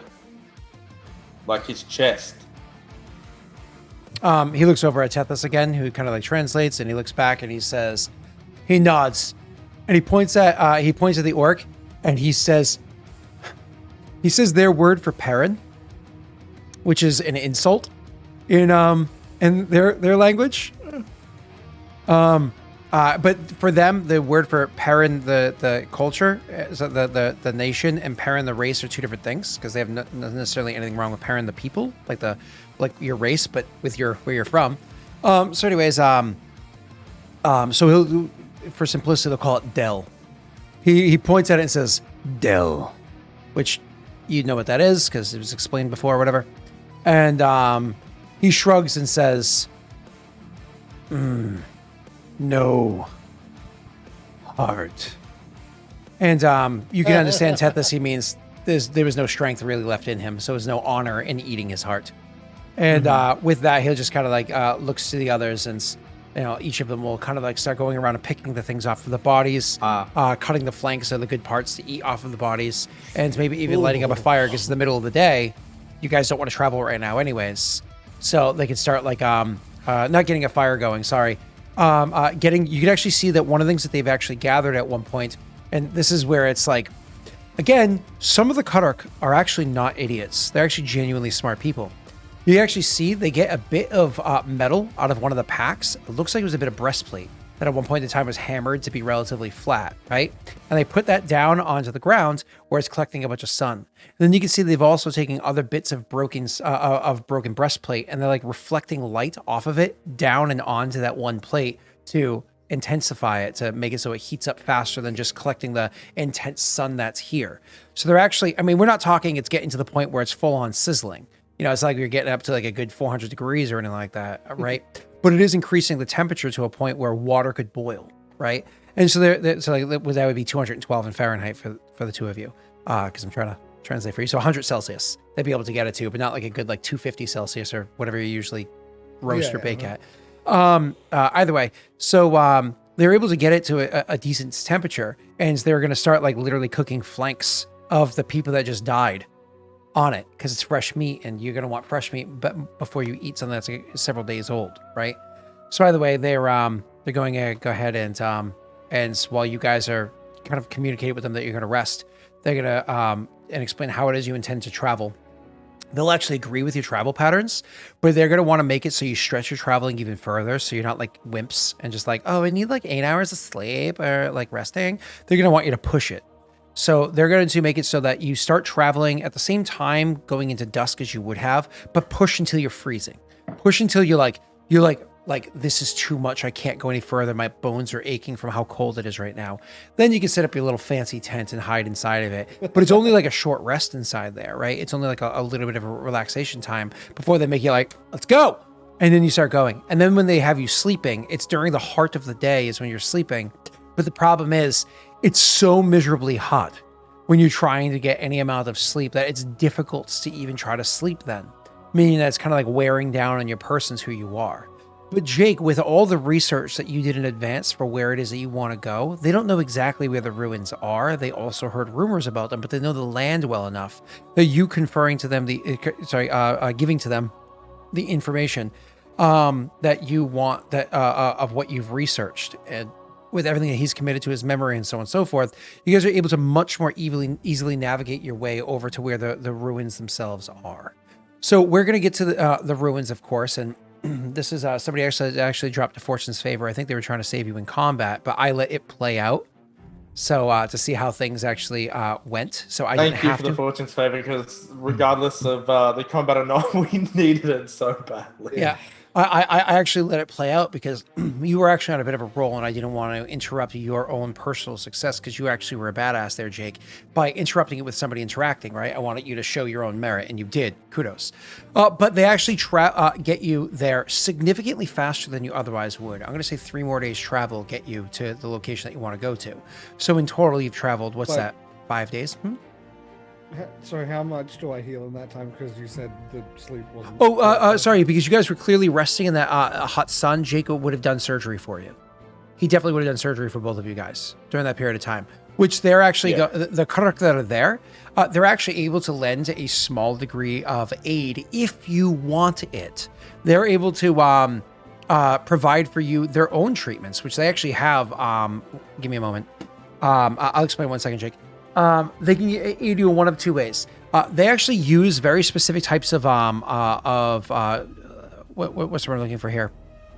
Like mud, or sorry, I say like dirt in certain areas that have their own natural microbials and natural like funguses and whatnot that can grow inside them. They mix it with a small amount of water and blood and stuff like that make this almost like paste that for them is a healer's kit. So they're actually able to make their own kind of like natural, almost like an ointment that acts as a healer's kit for the sake of like putting together wounds. They also use things, like I mentioned beforehand, maggots. Now they harvest maggots by, again, if you defeat an enemy that puts up a good fight, you want to consume at least a portion of that enemy, usually organs and whatnot, because you're taking them, they live on inside you, even though you may have hated them. Or you may have loved them, whatever they are, it doesn't matter. Their strength is now living on inside of you, or it's a loved one. They live on inside you, right? But for enemies that you kill that aren't worth their grain of salt, that are like, that consuming them would be like poisonous to you, you actually take that flesh or the leftover flesh of others as to not let it be wasted, and you use that for maggot harvesting. So they actually will carry containers with them, where the containers actually are like festering with tons of maggots and flies and nastiness. And they use that with all this like other meat to try to harvest these maggots that they'll kind of like slightly clean off and pack wounds with to make it so that they can, survive. Anyways, they have these natural healer's kits that you can either allow them to give you a bonus to your heal check, or you don't have to use any of your healer kit yourself. Moreover, spend enough time with them, you can learn how to make a healer's kit with a natural environment as well, if you care to utilize this kind of medicine. Yeah, I would have documented the whole thing. Okay. The whole thing, and I would use it to see its efficacy first. Yeah, cool. So they're not going to give you any bonus in this. Instead, you're not going to use up any of your healer's kit's values, right? Any of your healer's kit uses. Part of the Fortune's favor is you learn how to make that with just the natural surroundings. You just have to make a survival check to be able to find the correct type of dirt or whatever to be able to do it. You're able to do it. Now, you don't know the effectiveness of using, say, Karak blood, so the blood of the people that's here, which, by the way, Karak kind of predominantly break into 3 different races of people. Orc, half-orc, and Kuru, which is a modified version of human, right? And then half-orcs also have a sub-race called Quark, which are just half-orc that lean more towards the human side, right? You can actually use half-orc or human stats when you're doing a Quark. It doesn't really matter. It's just I'm a Quark, so I'm a quarter orc. But I have you want to use either of these stats. And so usually if you're playing somebody with a human stats, you're a Quark. But if you're playing somebody who's a human, you're usually using Kuru stats in the Pathfinder rules. Anyways, back to you. So you, sir, are use that feature. You can make your surgery check on both of them to see how much you can heal them. I'll pull up the healing skill to see how well that works. Pathfinder heal skill. Yeah. And I'm waiting for your results, sir. Yeah.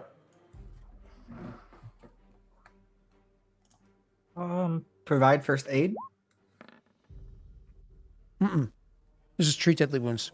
You got a 29. All right, this is really important because if you beat it by 5, what's your wisdom mod? Give me 1 second. Now that I'm no longer transformed, it is 1. So you heal him. What's his level? 3. 3. You heal 4 health points. And unfortunately, you wish you could do more, but it's based off wisdom mod specifically. Yeah. So, and his wisdom mod, of course, goes back up after the potion wears off, after his mutation or whatever wears off. And you have to roll for cell as well. I thought I did. I got a 22. Oh, my apologies. And so for him, he only heals 3. Yeah. Fine. You know, it's One thing you'll notice 2 hours is, to do all this that. is for Galen. When we do actually rest him, I think you said we get in the tent at some point.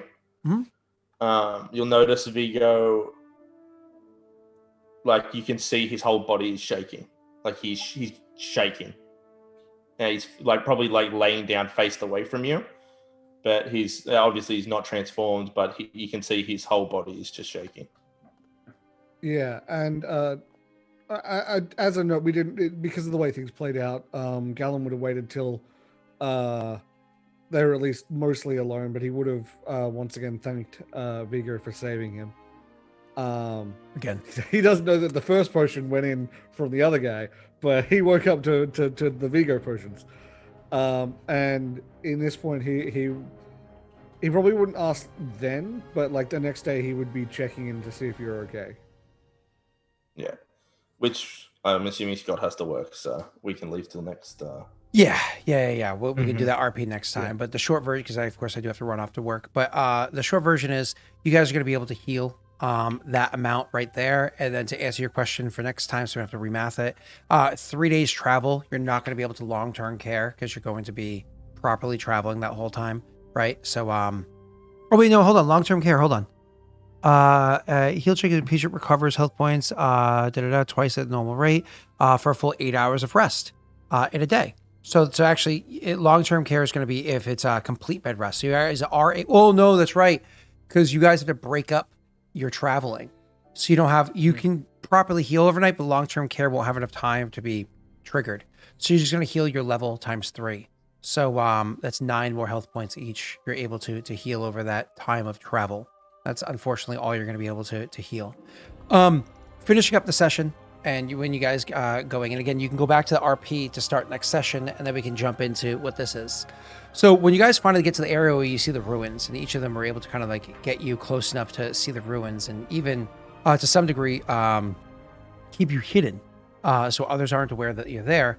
Each of you are able to finally see them off in the distance. The fact that there is a good number of Karuk out inside that area. That you can see. Can you go ahead and when I say a good number, there's some coming and going from inside these ruins, which again I'll describe in more detail later on. But there's also a bunch of them outside. Go ahead and make me perception checks for all of the characters at this point in time. Do I get any bonus for the spyglass? You spyglasses, I think, just give you significantly more detail. As a matter of fact, your DC is 2 times. It's like magnified. I think there was an actual thing. I think it was 2 times. I think you're right. I think the DC is just going to be way less for you because it's going to be way easier to see. Give me 1 second, sir. Oh, it just reduces characters to only take a -1 penalty instead of yeah, that's fine. So it's just a way lower DC for you. Go ahead and roll, sir. And you too, Viggo.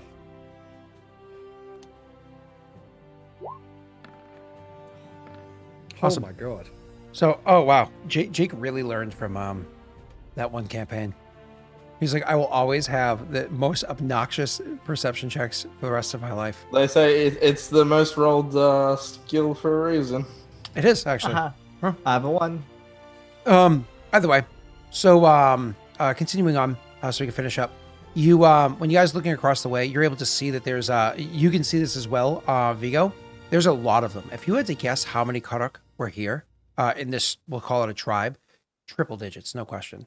Well over 100, maybe upwards 200 numbers here. Over 200, you'd find a little less than likely because of the just that how are you going to be able to maintain that? But you can also see that outside of these ruins here, there's literally like big areas with like wood kind of crossed over, huge flanks of meat just up there and roasting. You can also see that they're even actively tanning a bunch of the skins and whatnot off of the various boars and everything that they have. But more than just like skinning and tanning the boars, you can also see from a distance. This is for you who can see more detail, Galen. You can see that a lot of the skin of the boars themselves are also being roasted in such a way to make what do you call that? Like the pork crisps. Crackling. But that, as you know, crackling is actually made inside grease, right? So you can actually see these areas where you can see people actively like scraping the fat off of recent kills into a pot where they're actively cooking things as well. Like they have like some stuff like using fat in this way, so on and so forth. Even though, sure, the Karak are very, very detailed in how it is they use things and they don't waste, so on and so forth, the way that they're cooking, the way they're using these materials, it almost seems a little bit more wasteful than what they would typically do, right? It almost seems like they're being a little bit flagrant. They're not just using what they need. They're using a lot more than what they need that's here, almost like they're mass producing. And it strikes you as strange because that's not a Karak thing to do. Karak, as far as you understand, get what you need, hold on to that plus a smidge more for survivability, and then move on. You don't need much more. You don't plan for much more than the next few days, right? That being said, looking about, one of the things that strikes you as strange is you actually see someone that stands out in your eyes. They kind of catch your attention. You're able to hear like a shout from across the way, but it's specifically Galen's able to notice. You see somebody going over to handle a situation of somebody, whether they were arguing or doing whatever it is that's wrong, going over there and handling the situation of going over there and like kind of accosting them, and even going so far as to raising their weapon against them in their accosting. They're dressed, of course, in heavy, no, not in heavy, obviously it's hot out. They're dressed in like light leathers and whatnot, but again, even the leathers that they're wearing don't look very Karak. Even though they're made out of most likely local materials, it's just stitched differently. It sits differently. It looks very, dare I say, regal on them with their long dark hair and their clearly very, very human or Perrin-looking features. The weapon that they bring to bear, holding overhead, has a ever so slight different sheen to it that suggests that the battle axe that they're holding is probably comprised of a different metal. Either way, they look like they're pissed handling the situation, and the Karak that they're speaking to actually back down from the scenario. And they just nod affirmatively, and they put their axe away and start going back about the details around them. And that's where we're going to end our session. That guy is not nice, is he? Yeah, who is that really, really, really? Who is that guy? Yeah. Who only the guy that Who would that be? Fucking kill, but decided to be nice and not kill and execute when You chose the good option, and it turns out it's gonna haunt you. Yeah. Well, I voted for the other. Yeah, he did. He very much did. And he stole your living wood axe. Yep. Living metal. steel, Living metal. Yeah. Living steel. Living steel. Whatever you call it. Yep. Mm-hmm. Yeah. Your characters don't know this. I know. No, they don't. Our characters, if we come across him, would probably want to work with him. If only I had knowledge. If I had knowledge local, I might, because my character's from Adir. But Your character's from Adir? Yeah. Maybe you would. Either way, let's end the session. Anybody want to say anything, Tesh, before we get out of here? General and how to go in for a while. Hi, I'm Tesh with the Tesh Tube. The Tesh Tube. You can find me under that name on YouTube, Twitch, and Twitter. Follow me on Twitter for all the keeping up to date, all the things, like for example this sort of D&D. And then follow me on Twitch for, at the moment, a lot of Fallout 76 every My Sunday, America's Sad Day. And hopefully a lot of Ark soon. Just waiting for some mods to update, catch up with the new update. And Destiny and Warframe. Bootyful. You got to get the game that I was playing with Pat and whatnot. That's a game that you would definitely enjoy. I've heard I can't afford it at the moment. No, I got you. But it has a lot of bugs that are going to get fixed, but it's definitely up your alley. I've heard good things. Yeah. I had a lot of fun. Just don't play as Canterbury if you don't want to deal with the bugs. Sel, anything you want to say? Follow me at twitch.tv/Celsius, Celsius Vanessa Dans. Don't really have a consistent streaming schedule, but I stream occasionally. Do a lot of D&D world building stuff. I spent 10 hours working in gods and scrapped it a bunch of times because L's. That's about it. Bootyful and Jake. No, I just want to thank everyone for all the luck and the fortune's favor and everything. We definitely need it, and I really appreciate you not giving Scott any daddy's dice. That was It would have killed us. Clutch. I literally could have TPK'd if I got one more daddy's dice earlier in the session. I literally could have TPK'd. If you rolled 2 more on damage, Gallon would be instantly dead. If you rolled 1 more on a die, I would have been instantly dead. Yep. Yeah, that was bad. So thank you guys a lot. You did. I don't know. You gave it a little too late. You literally gave it. I want to say 15 or 20 seconds after the last die roll I made the entire session. So it was a little too late. Anyways, and it was a 20. My result was a 20. I don't remember what his AC was, but it can't be higher than a 24. So I had a 25% chance to have been able to hit it. Right? It could be higher than 24, but that'd be crazy. Anyways, so let's get out of here. Thank you guys so much. We will be doing the call after, or at least I'll be doing the call afterwards. It won't be at exactly 11:30 because I still got to go take a shower. So it'll be probably closer to noon is where I'm hopping on that call. So about 45 minutes. Thank you guys so much. Let's go do a raid, and I will see you tonight over on Lost Initiative, where I'm going to do everything I can to try to kill a PC over there instead. Since I couldn't get my giggles off here, let's try to kill somebody there. I'm sure maybe. You're so close. Oh, and thank you for the follow on the way out, Joey Gamer VT. Joey. Sorry, just because of Toady, All right, bye everybody. Thank you again.